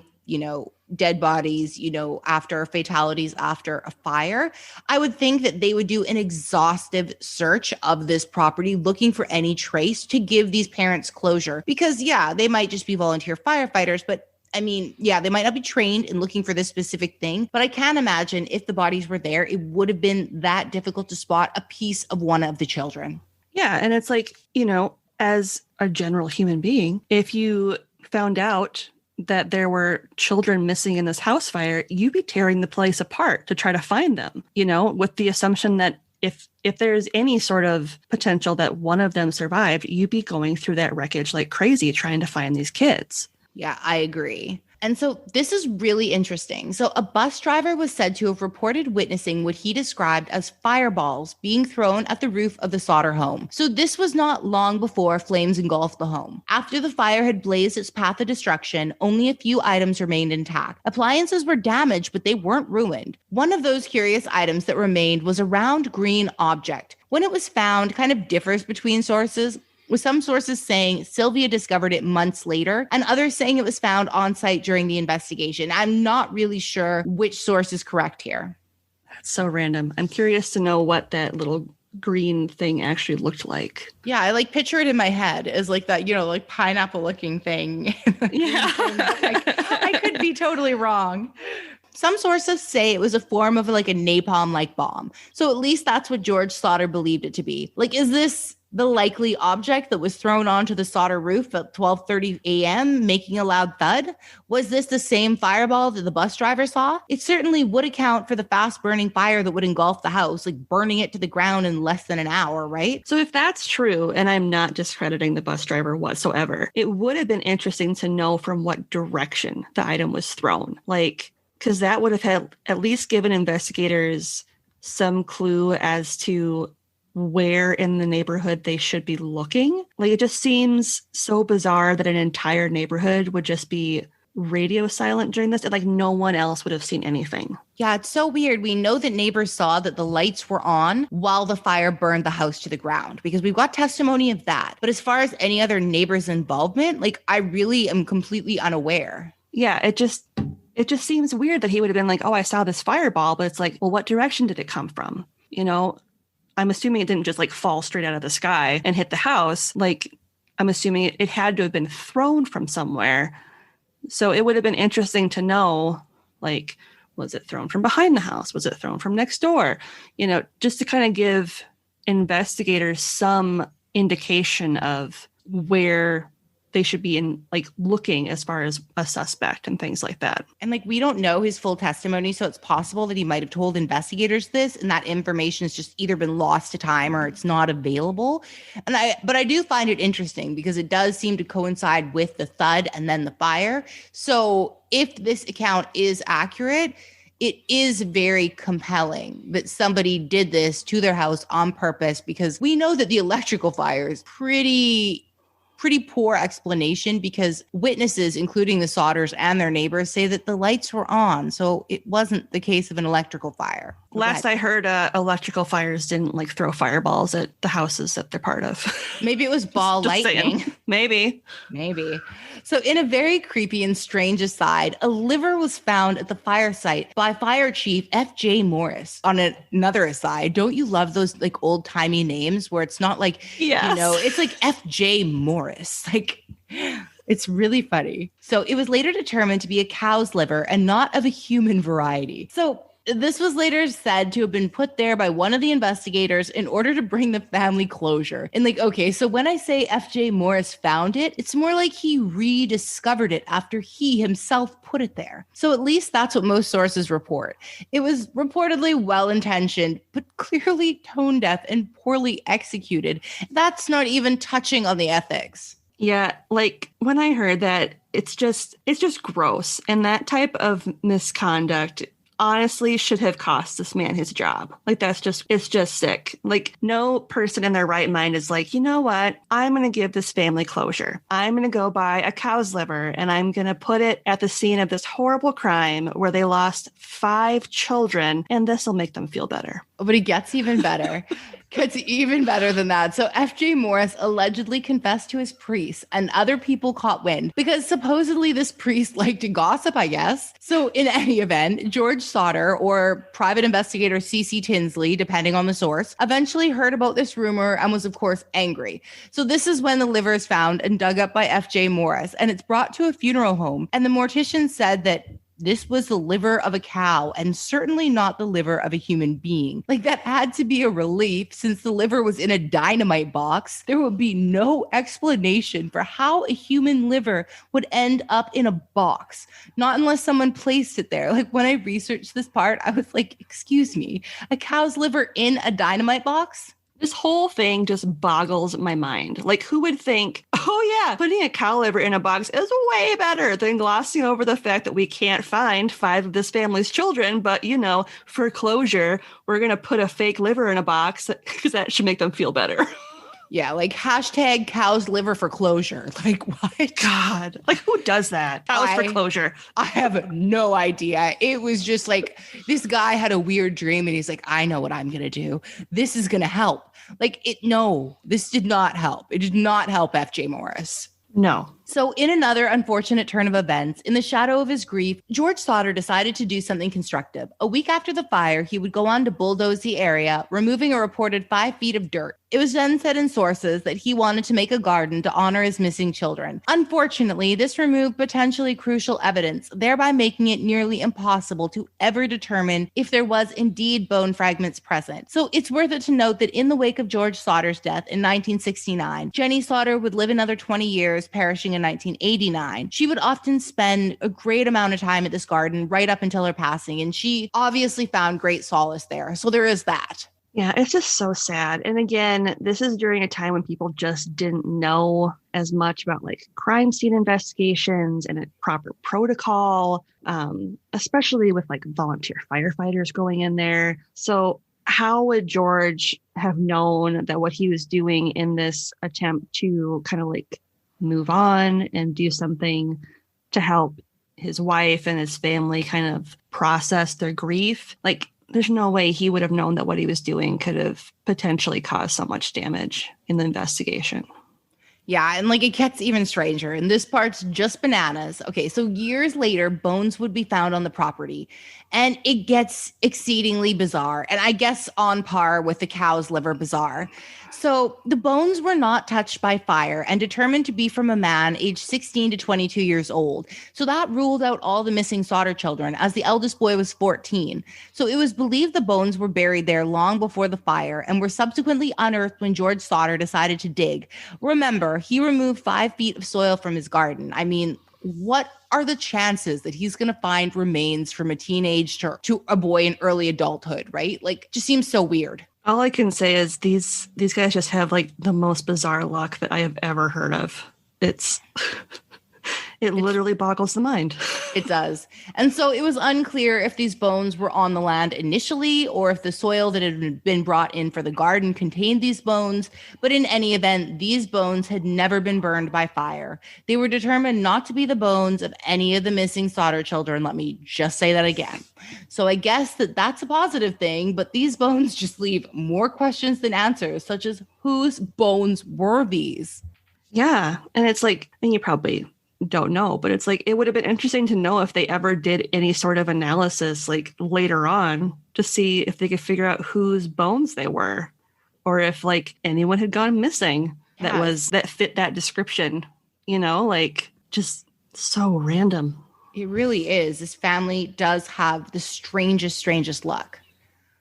So George Sodder would go on to dispute the claims that the fire had been due to faulty wiring. So he believed there was no way that the blaze was electric. George believed it had something to do with the item that made the loud bang on the roof, that it was started with an incendiary device of some sort. So Jenny would support her husband in his beliefs, standing by his side and refusing to accept the narrative put forth by the fire department. And I mean, I don't think George's instincts were wrong here. I'd be thinking the exact same thing. Yeah, I would too. I mean, I think his logic is really sound. Like by all accounts, there's no way, and even with witness testimony, there's no way that an electrical fire would have started that. Yeah. And like George knew it wasn't an electrical fire. He knew this because he had just had his home inspected. His home passed inspection with flying colors. And it was the easy conclusion to jump to that it was an electrical fire. But in this case, it definitely does seem questionable, especially given the fact that not only the Sodders gave witness statements to the effect that the lights had been on as the house burned to the ground. The neighbors gave similar statements. It wasn't a dark house that was engulfed in flames. There were lights on. And this lends little credence to the faulty wiring theory. Exactly. So it's definitely worth it to note that many speculated the Italian mafia had something to do with the fire and disappearances of the Sodder children. So this was speculated due to George Sodder's business in coal removal. It was alleged that it was under the control of the mafia. And that's, of course, an interesting twist. But you have to wonder if there is some wealthy Italian stereotype at play here. It just seems like anytime something, a little wonky happens to an Italian, that it obviously has to do with the mob. Like, it just seems like such a flimsy and weird thing to blame this tragedy on. But okay, I'll bite. Why did they think that it was the mafia? So it was said that George sourced his coal nearby, and this led to the conclusion that he was tangled up with the mafia. So the theory going one step further, saying the mafia were somehow to blame.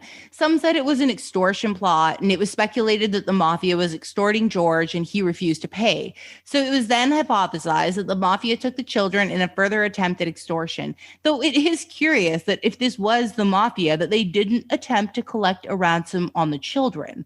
Like, if that is the case, what did they do with the children? And what was the purpose for taking them? I mean, seriously, if this was an extortion plot, then why didn't they ask for any money? Yeah, you typically ask for money before you run off with someone's kids. And I've never heard of trying to kill the same person you're trying to extort money from by starting their house on fire while they're still in it.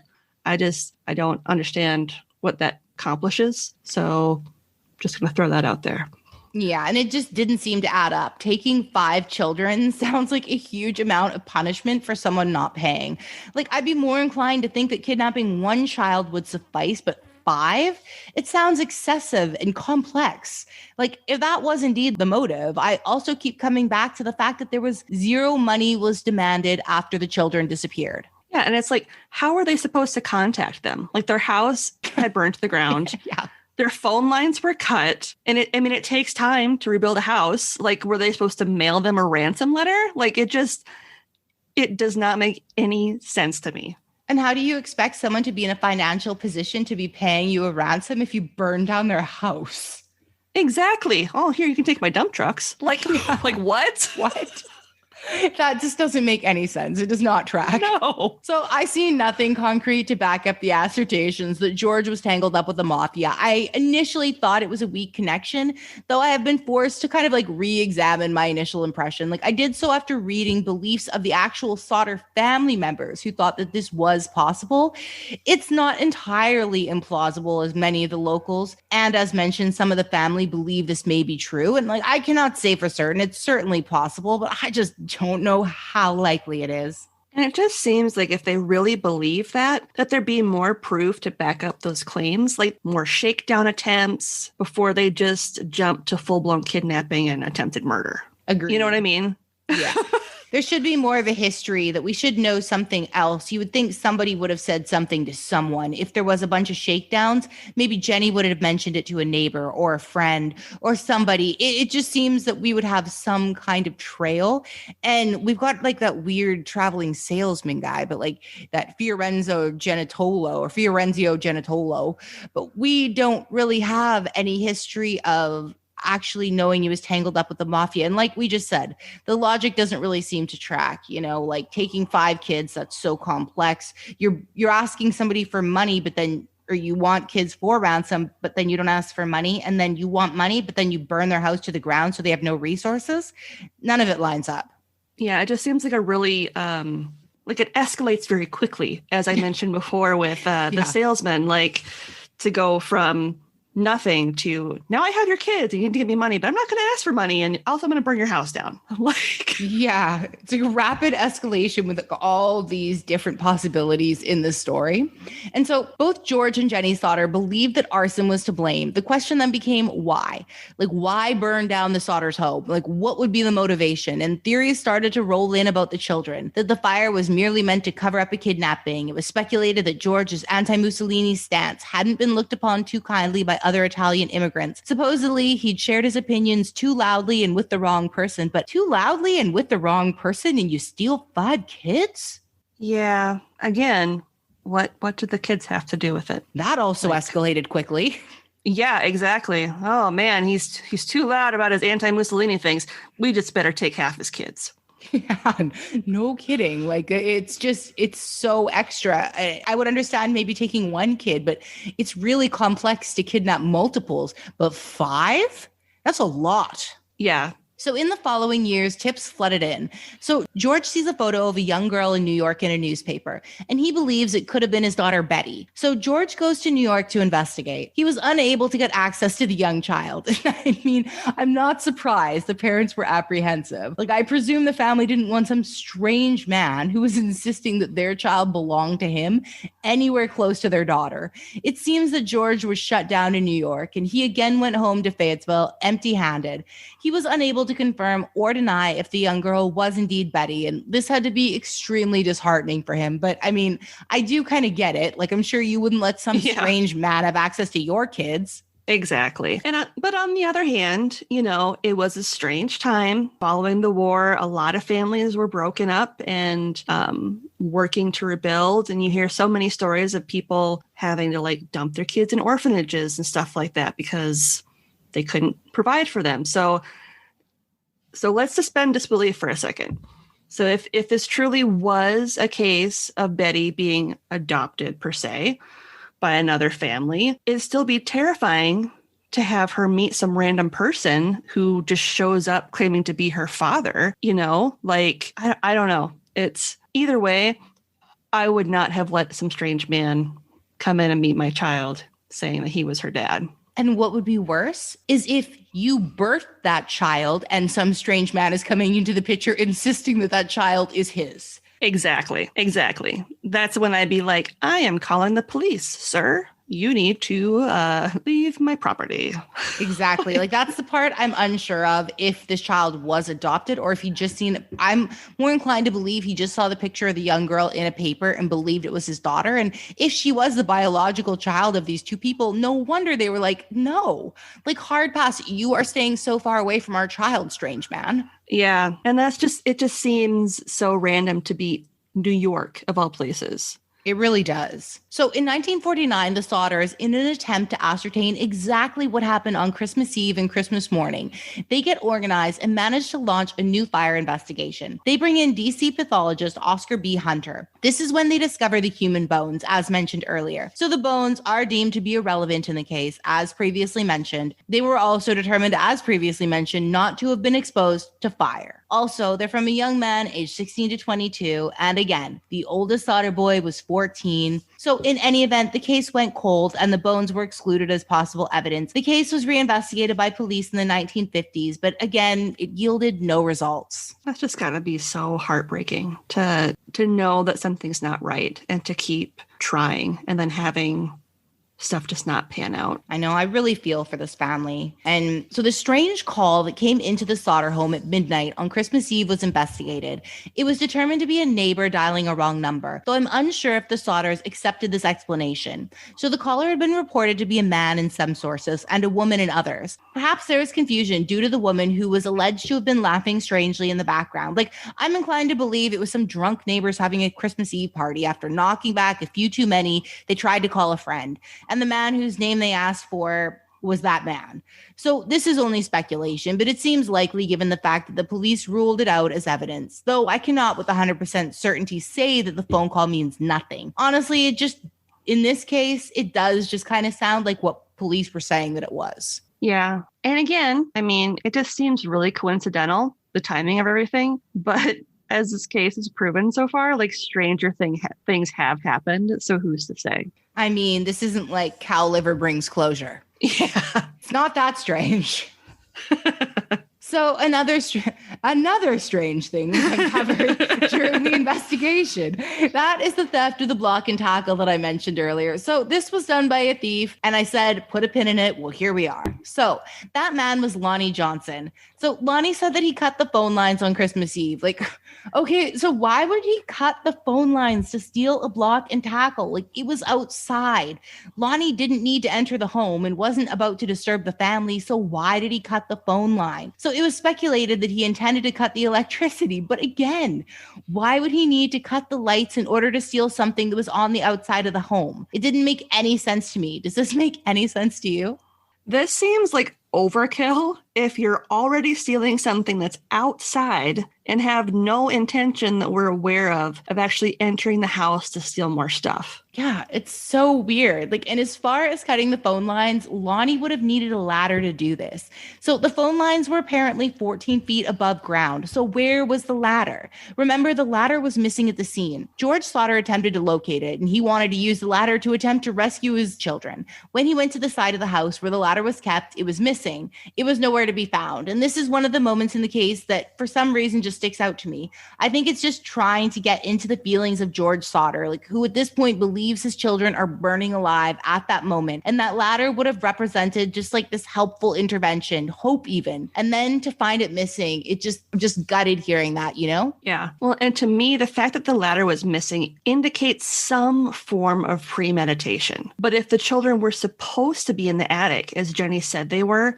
does that mean that the potential kidnapper used the ladder to take them, didn't find them there, and then took the ladder with them? Or were the children actually there and they were able to get them down the ladder? But again, they took it to prevent anyone from discovering that the children were gone. Was the phone line cut after the children had been taken to prevent the Sodders from calling for help before the fire was even set?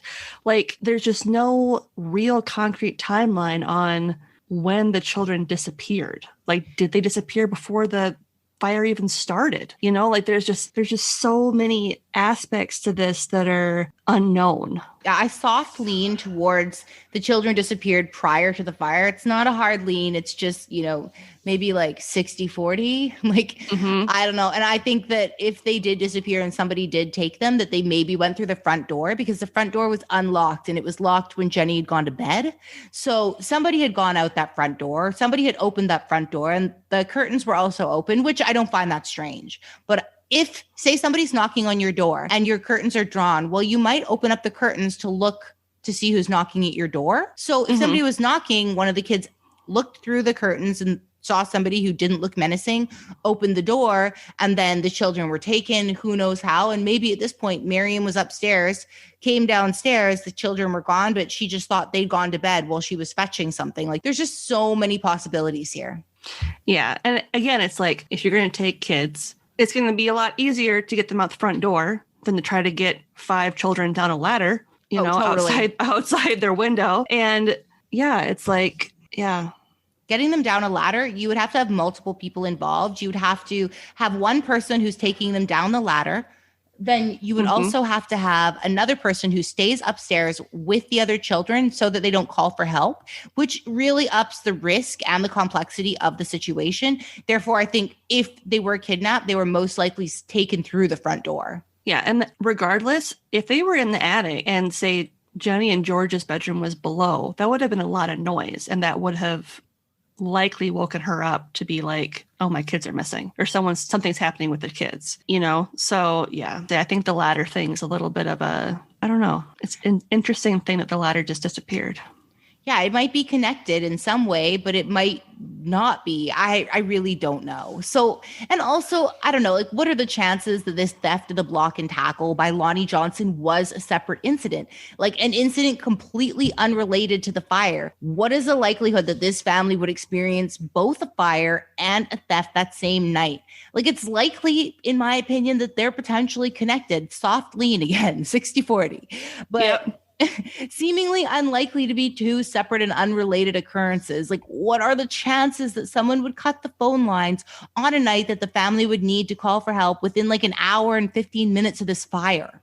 Exactly. And it seems to me that the theft is related, and perhaps like Lonnie was even some form of lookout or distraction while the real crime of taking the children was taking place. Because for all we know, he played a hand in ensuring that no one caught on to what was really happening.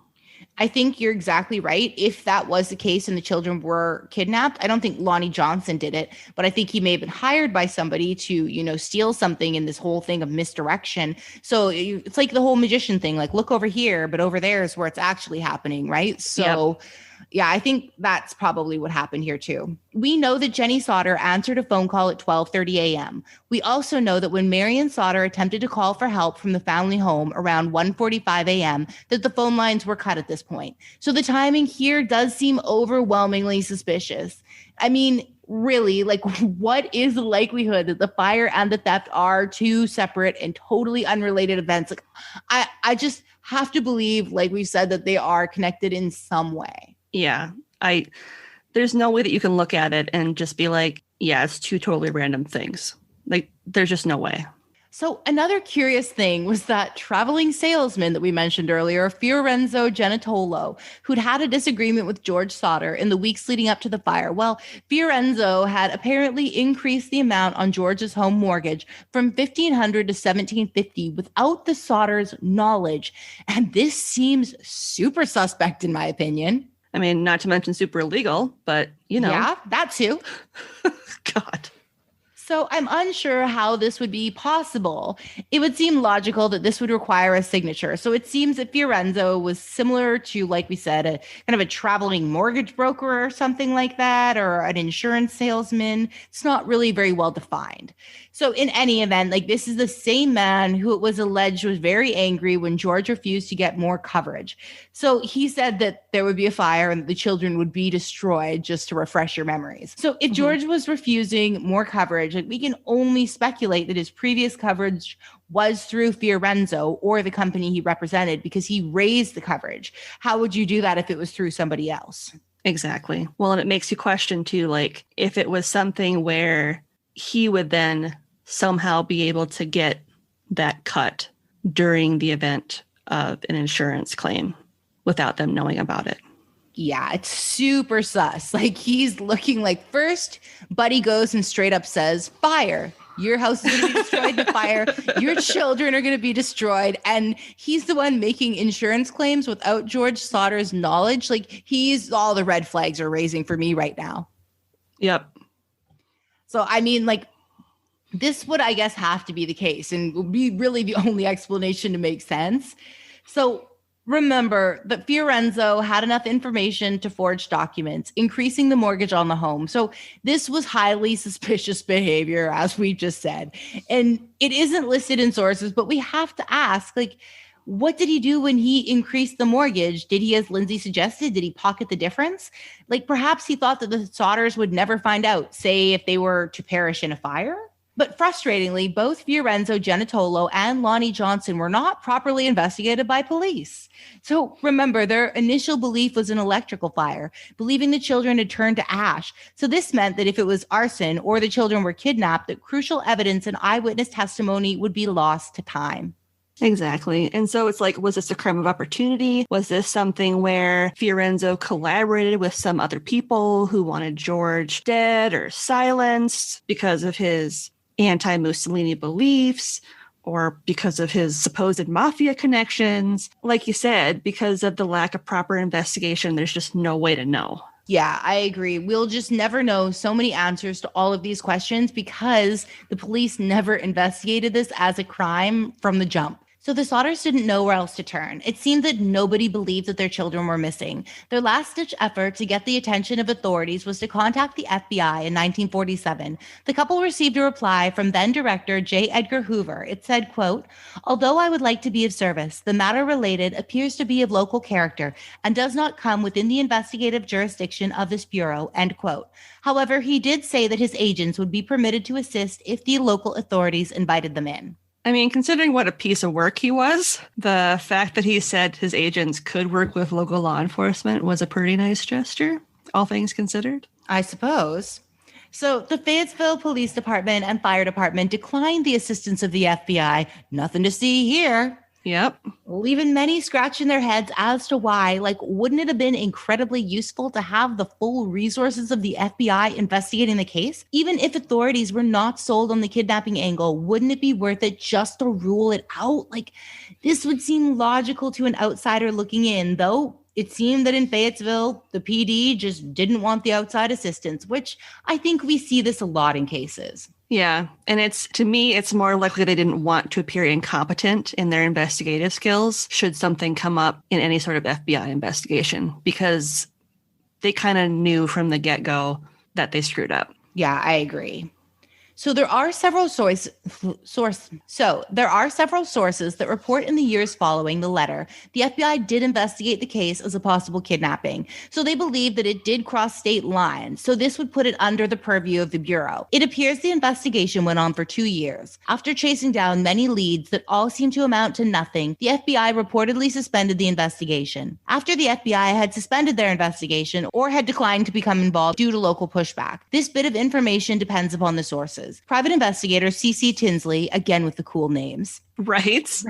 Like, becomes involved in the case. Tinsley discovered some interesting bits of evidence during his investigation. So are you ready to hear what C.C. Tinsley discovered?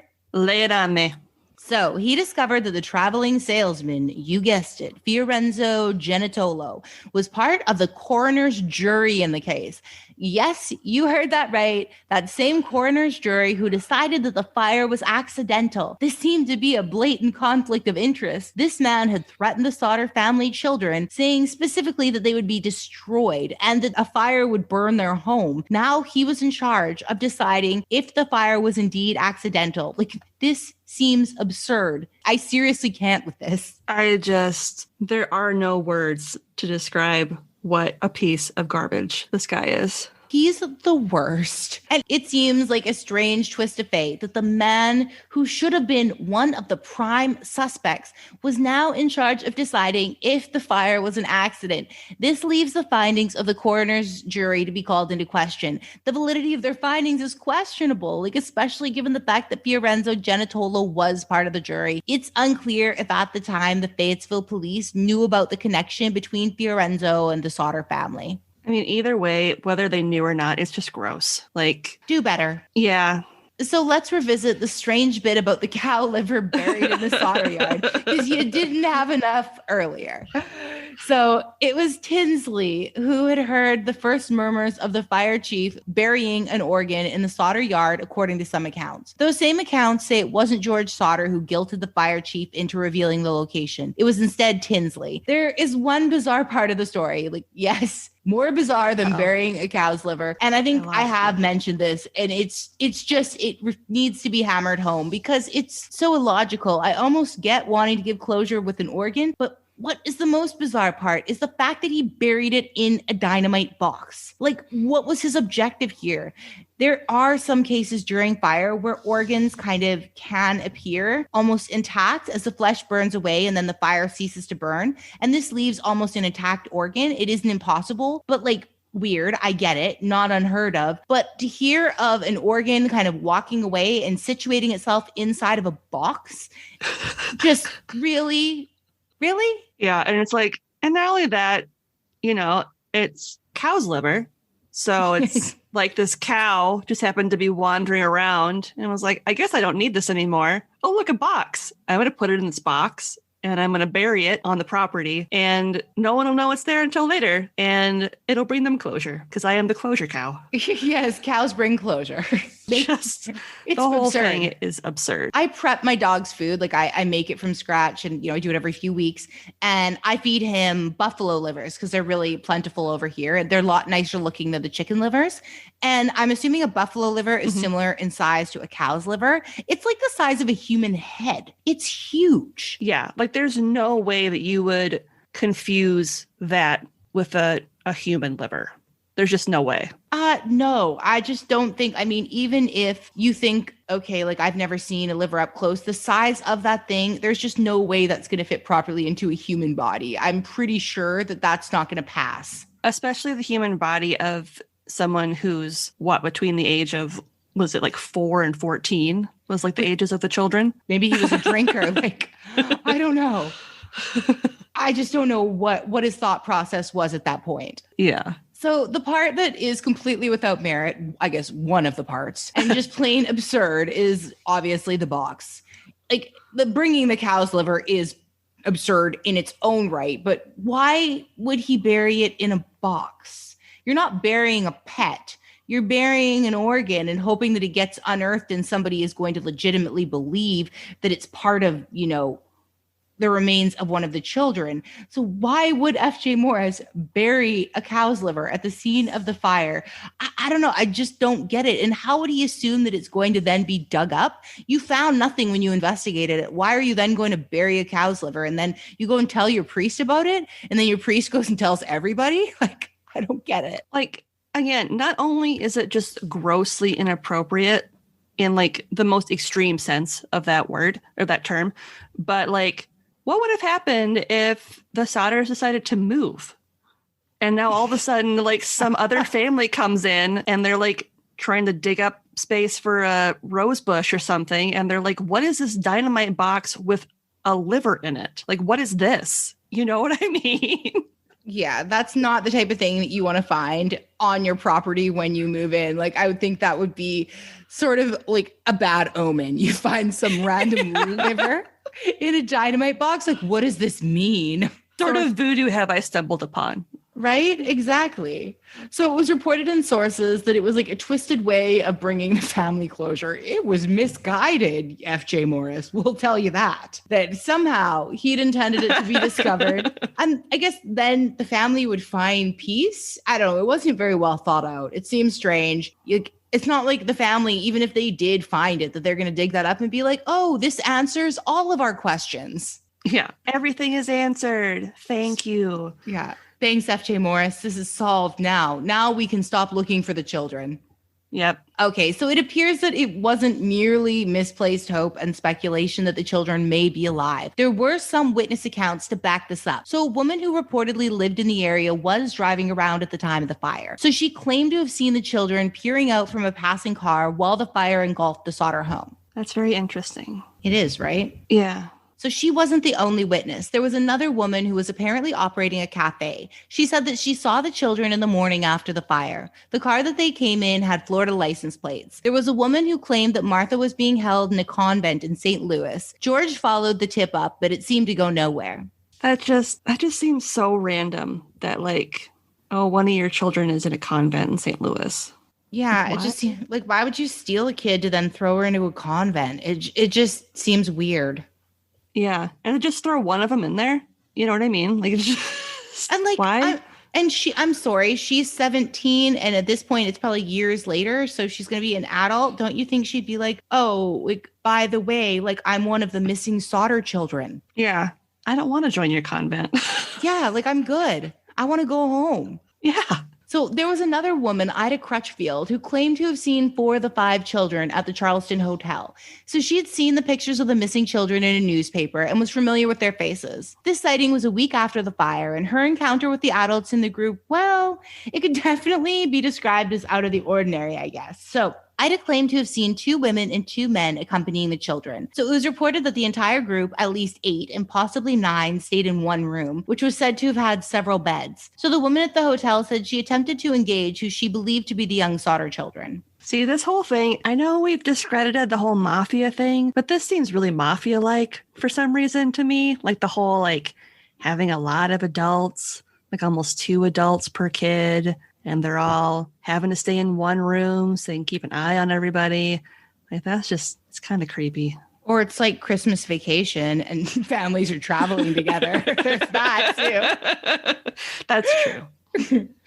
So it was at this moment that the men in the group became hostile. So when Ida tried to talk to the children. So it was said that they registered around midnight. The men in the group froze out Ida, refusing to let her talk to the children or engage them any further.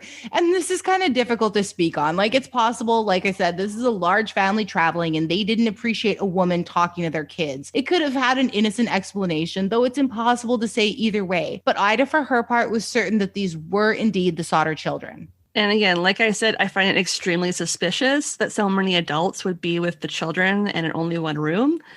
I mean, I would have been just as curious as Ida was too, to be honest. But again, I mean, I have never stayed at the Charleston Hotel, so I'm not privy to the size of the rooms and what accommodations would have been like to know whether that was an economical choice on their part. So yeah, I'm going to suspend disbelief a little bit on that.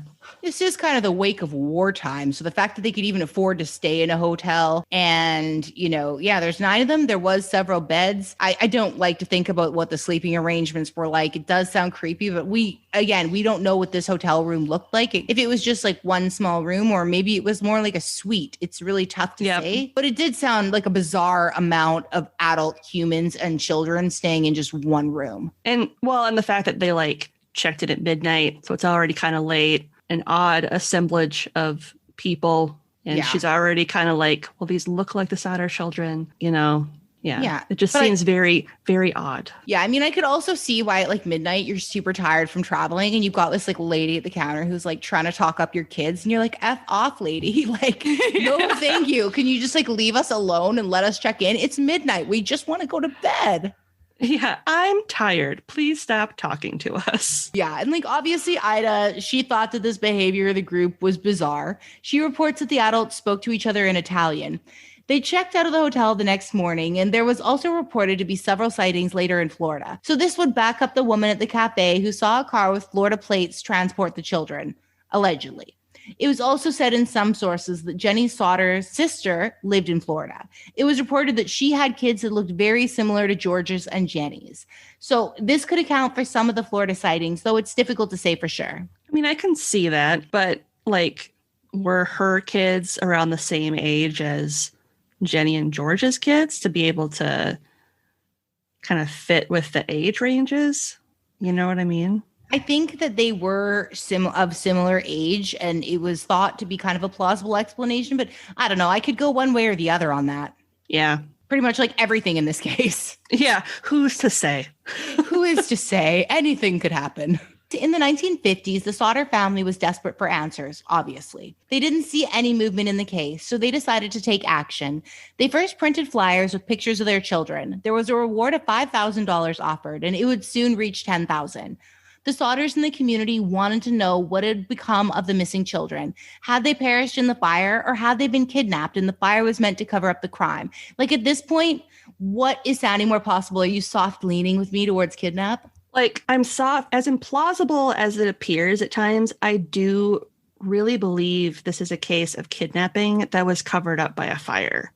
To what end the children are being kidnapped, I still don't really know. I don't understand why the mafia would decide to take and displace so many kids. It just seems really risky. And yeah, either way, I definitely feel that taking the kids was the main motive, and then just destroying what was left of any sort of evidence was just kind of the icing on the cake for whoever did this. So in 1952, the family would put up a billboard at the site of their demolished home in Fayetteville, West Virginia.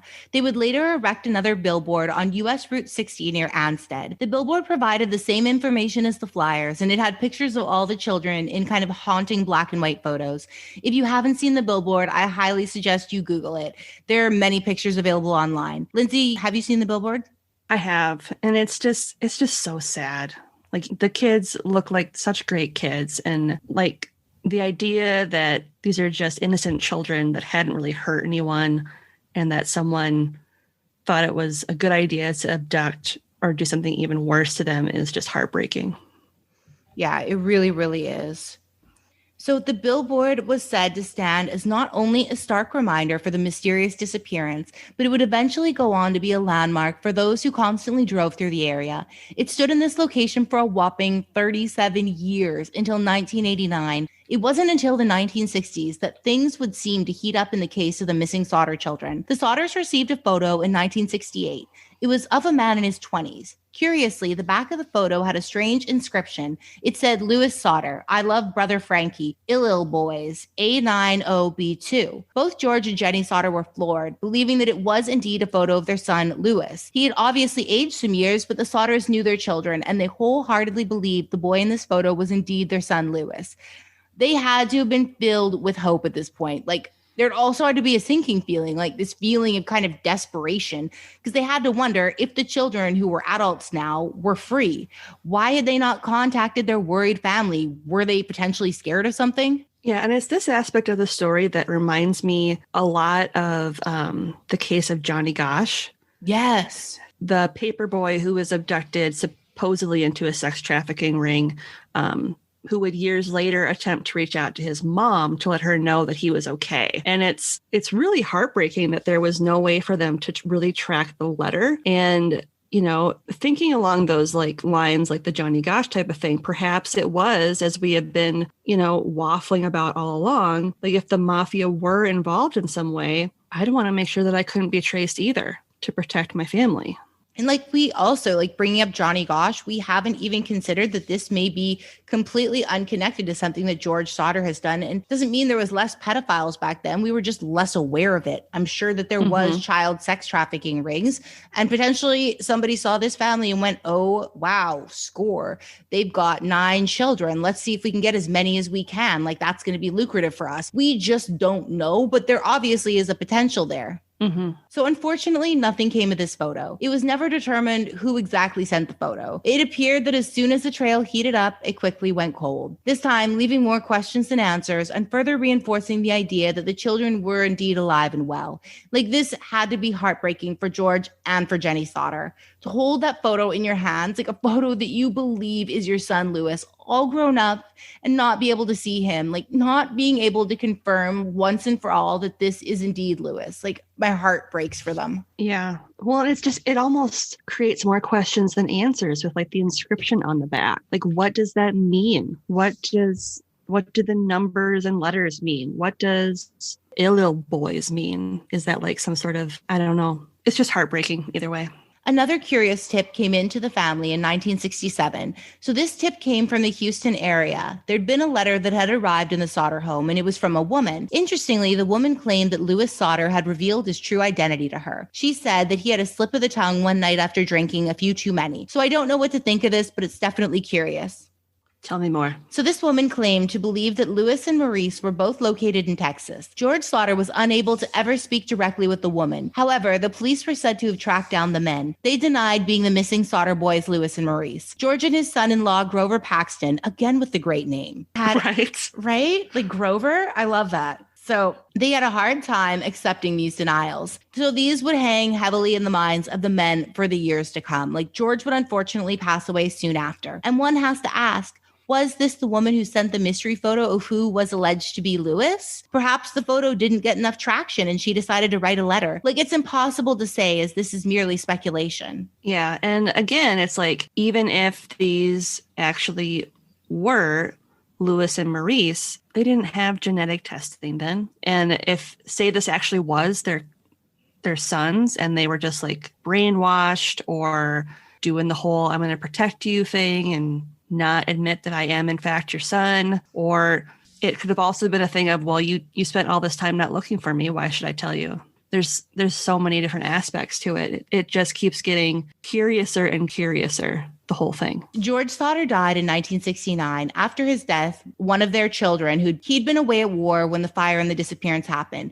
Perhaps he was not as connected to the enduring mystery as a result. And like maybe he just seen enough heartache during war times and was looking for some peace and acceptance. This, of course, is only speculation, but he just kind of wanted to move on. And he was more inclined to just choose to accept the fates of his missing siblings, but nobody else in the family agreed with him. They wanted to search and they wanted answers. Yeah, I could see this being a coping mechanism. I mean, you said yourself that he'd been at war when it happened. I mean, can you imagine coming home after seeing what you had saw and experiencing what you experienced, only to be told that 5 of your younger siblings were either missing or dead? I mean, I'm sure a part of him felt, again, that sense of survivor's guilt. Like, would this have happened if I had been here? Could I have saved them? Could I have done something? And it's entirely possible that in his mind, it was easier to believe, that they had died in the fire than to speculate on what else had happened to them if they'd been taken. Yeah, and like he claimed that the family had basically just done everything that they could in their search for answers. And Jenny Sodder and the other children refused to accept that the children were gone. They did not agree with their brother. They were not simply going to accept this. The rest of the Sodders, like I said, that they wanted answers. There were 5 members of their family missing. They had completely fractured. And I mean, I would hate to be told to accept the loss of 5 family members in mysterious circumstances too. But everyone's different. So I do understand his wanting to move on and accept that they're gone. Like, so everyone can go on living, I suppose. I mean, if only it were that easy. Exactly. Yeah. So following the death of George Sodder, it was reported in sources that Jenny wore black and was in mourning for the literal rest of her life. She stayed in the family home where they had lived when George passed away. She was said to travel to the site of the memorial garden at their former home to tend to it often. So it appears that the site dedicated to her missing 5 children, Maurice 14, Martha 12, Louis 9, and Jenny 8, and Betty age 5, brought her some peace. It gave her a place to feel close to her children, who were departed from her in one way or another. She would never find out the truth of what happened to her children. Jenny Sodder died in 1989. It was only then that the weather-beaten billboard bearing the faces of the missing Sodder children was taken down.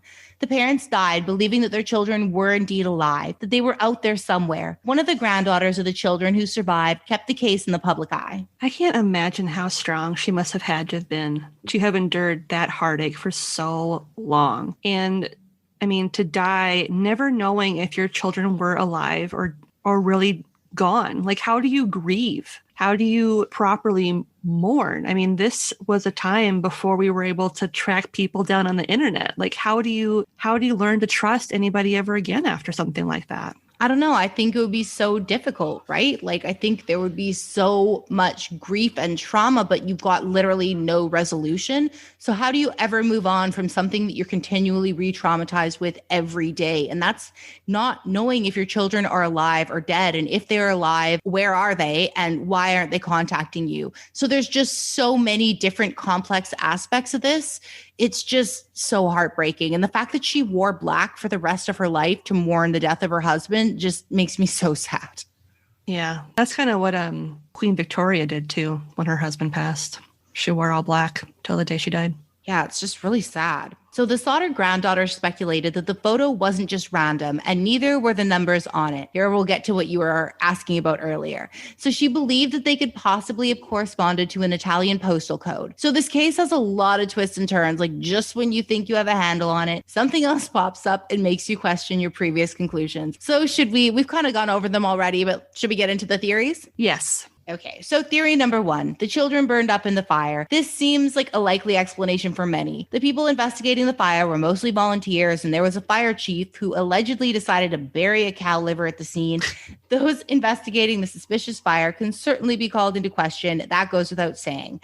There are some other points that are worth drawing attention to. There were no cries heard. It's impossible that none of the 5 children could have inhaled carbon monoxide and passed out. Like, it seems unlikely that none of them would have made it to a window to scream for help, especially after the loud bang on the roof. One of them should have ran to their parents' room, and not one child appeared in that window, and not a peep was made. And this just seems really suspect to me. Yeah, and especially if everyone else was able to get out. I mean, I'm sure the noise that everybody else made as they rushed to leave the house would have been enough to wake up the children. I mean, if they hadn't heard the bang in the first place. Like, I would imagine everybody screaming and rushing to get out of the house as it's engulfed in flames would have woken somebody up if they were there. Yeah, I 100% agree. Okay, so let's just revisit the temperatures that it takes to cremate a human body. So temperatures at crematoriums start at 1400 degrees Fahrenheit. They're then raised to 1800 degrees Fahrenheit. So the body is then burned for 2 to 2.5 hours. So at this temperature, all that remains of the human body is bone fragments. So in contrast, the Sodder house fire, we can only speculate, but it's said that house fires typically burn around 1000 degrees Fahrenheit. So that's like almost half, right, of the 1800 degrees. So the Sodder home burned for only 45 minutes. So that is 800 degrees less and up to 1 hour and 45 minutes less than a crematorium. Even then, like, there just should have been bone fragments left to the children.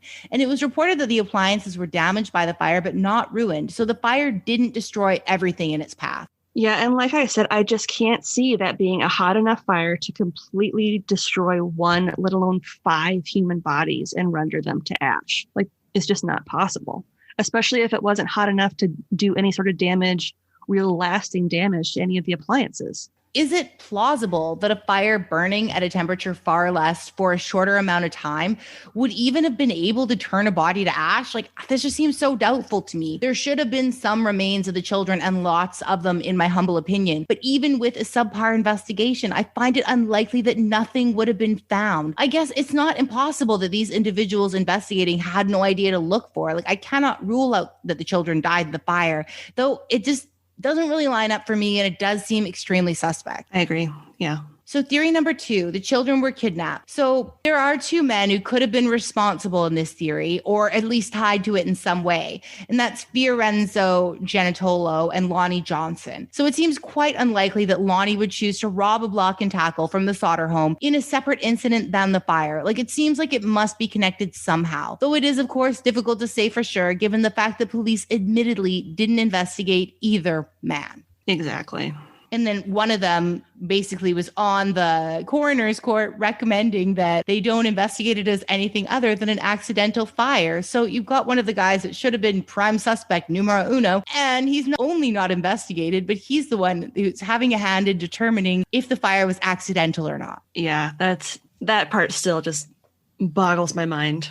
I don't understand. No. And so if the children were kidnapped, there are all of those eyewitness accounts to back it up. So the woman who saw them in a cafe, the woman who saw them in a car the night of the fire, the woman who saw them at a hotel, and the subsequent sightings in Florida. Though the Florida sightings may have been Jenny's sister's children, it's difficult to say for sure. Yeah, that's true. And I don't know. I've got a hard time with eyewitness sightings too. I've got a hard time believing every single one is credible. Even though I soft lean towards the fact they were kidnapped, I can't believe that all of these sightings are credible. That's very true. And it's entirely possible that, given how widely publicized this would have been, that people wouldn't start seeing the Sodder children or associating the Sodder children with other children, assuming that's who they were.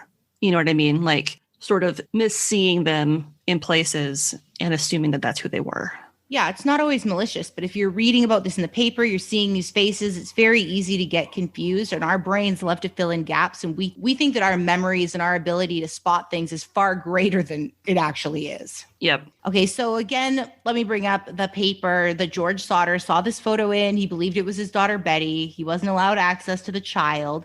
Then we've got the confusing photo that was believed by the Sodders to have been their son, Louis. So there is the 2 men in Houston that denied being the Sodder boys, Louis and Maurice. This always haunted George Sodder. Something about it clearly struck a chord. One has to wonder if the woman who wrote the letter about Louis Sodder revealing his true identity in Houston was indeed the same person who sent the picture anonymously. Like, we can't say for sure. We can only speculate on the matter, but it's possible. Yeah, it just seems like if that wasn't the case, then what she was doing was either like as an act of getting attention or possibly even malicious. But what would she have to gain by trying to reunite a son with his dad? You know what I mean? It seems like either way, whatever this woman was doing, she was trying to, she believed she was doing something good, I think. I think I agree with you on that, because if she was actually trying to get attention, she didn't do a very good job, because when they reached out to her wanting to try to contact her, they couldn't get a hold of her. She was basically she said what she had to say. And then she's like, I don't want to be in contact any further. I've told you what I know, kind of thing. So if it was to get attention, I feel like she would have done more. So I agree with you. I think that it's very possible that she did believe, whether or not she was correct, that this man that she knew was Louis Sodder. Yeah. So the motivation for this seems to have been potentially George Sodder's anti-Mussolini rhetoric, or the simple fact that he decided not to up his insurance or mortgage with Fiorenzo. So this theory to me seems like just as likely as the children perishing in the fire, I guess. I don't know. I'm still 60% towards somebody kidnapping them, though. I can't really agree on who and what the motive was. Yeah. Again, it just seems like such an extreme to involve innocent children into what is basically an adult version of a schoolyard dispute. Like, the very idea that people would go to such lengths to abduct children and then cause a fire to cover it up, if that is really what happened, is just insane to me. I 100% agree. I think the fact that not only are you involving one child, but 5, it's just so much. It's just, I don't know. that's what makes it so bizarre, is like just the actual number of children. If one of those children went missing, I think it would be a lot easier to believe they may have perished in the fire or that somebody would have kidnapped them. But we've just got 5 children missing, and either explanation feels unsatisfactory. Exactly. So there has never been any resolution to this case. The Sodder family was forced to move on, never forgetting their 5 family members who vanished on Christmas Eve, 1945. The Sodder family themselves, as well as residents in Fayetteville, believe that the Sicilian mafia was potentially trying to extort money from George. Again, why? Yeah. Like, it doesn't make any sense. I want your money, but I'm not going to ask you for any. I'm not going to write a note or demand money. And I'm also going to destroy all of your resources, which you could then sell to give me money. Makes no sense. Yep. And I'm going to take after your children. Yeah. And like, I guess this is in line with believing that the mafia kidnapped the children with the intention of asking for a ransom or as a punishment for non-payment. The family believed that if the children did survive and grow up to be adults, that they may have avoided contact in their later years in order to keep their family safe. There was also the possibility that the people involved had taken the children to Italy. Like, this is difficult, but I think it's a definite possibility. I don't know. I'm not willing to discount this as a potential explanation, though. I cannot say for sure. And even if they did go to Italy, I can't say it was the mafia. It could have been any one of their neighbors. It could have been that Fiorenzo guy or that Lonnie Johnson guy. It's just so tough to say. I don't know. You are kind of in agreement with me, aren't you, Lindsay? You think that it's most likely they were kidnapped, right? Yeah, I don't believe they perished in the fire, but where they actually ended up, that's anyone's guess. Like, as far as the Italian mafia thing goes, I think it would be extremely difficult to try and smuggle 5 children out of the country to Italy, especially during a time of war, when I imagine that people would be avoiding traveling to Italy at that time. And, you know, were they separated? And that's why there were rumors that one was at a convent and that the 2 of the brothers were together and that daughter was in New York. I mean, there's no way to know, but either way, I do believe they were kidnapped. And it's just heartbreaking to think that these poor children had to ultimately pay in some way for the supposed crimes of their dad. Yeah, I agree. No matter kind of how you slice this, like, it all sort of sounds absurd. There's really no explanation that leaves you feeling satisfied that every question or every kind of issue and, you know, bizarre element of this case has been addressed. It all, no matter which way you lean, it just, you feel unfulfilled because none of these answers seem 100% plausible. Even though I lean towards kidnapping, I still don't know who did it and what their exact motive would be, because obviously, if it was for ransom, they didn't demand a ransom. So maybe it was something else. Like, maybe it was a, you know, organized crime or child sex ring. I have no idea. And like, I hate to even posit that theory because it's the worst. But when we brought up Johnny Gosch, it's like, well, maybe. You never know. Yeah. I mean, regardless of what happened to them, yeah, it's awful. So I want to thank Lindsay from Ye Olde Crime Podcast for co-hosting this episode with me. Thank you. It was an absolute pleasure to be here. And I can't thank you enough for letting me go down this rabbit hole with you. It was fun. Absolutely. It was fun. So, Lindsay, can you tell my listeners where to find you on social media? Sure. You can find us on Twitter at Ye Olde Crime Pod. We're on Instagram at Ye Olde Crime Podcast. We're on YouTube if you look for Ye Olde Crime Podcast. Trying to think if there are any other... Those are really the 3 main ones where you can find us. And we're most active on Twitter. Oh, why don't you tell us too about your other podcast, Pineapple Pizza? Oh, yeah. So I also run a podcast with my friend Emily from the Drink Drunk Dead podcast and Ashley from the Studying Scarlet podcast. And it's called Pineapple Pizza Podcast. And it publishes every new episode every Sunday. And we cover myths, cryptids, and urban legends in different areas around the world. So like the first one we covered was Japan, and we have guests on the last week of every month. And it's been really fun. And I've actually learned a lot about some really interesting aspects of different countries that I just did not know about. So it's been a real blast. And I really enjoy being able to do it with some of my friends. So you should definitely listen. Yeah, check it out. They've got some funny opinions on Freud. He's the best. He's just amazing. We just love Freud.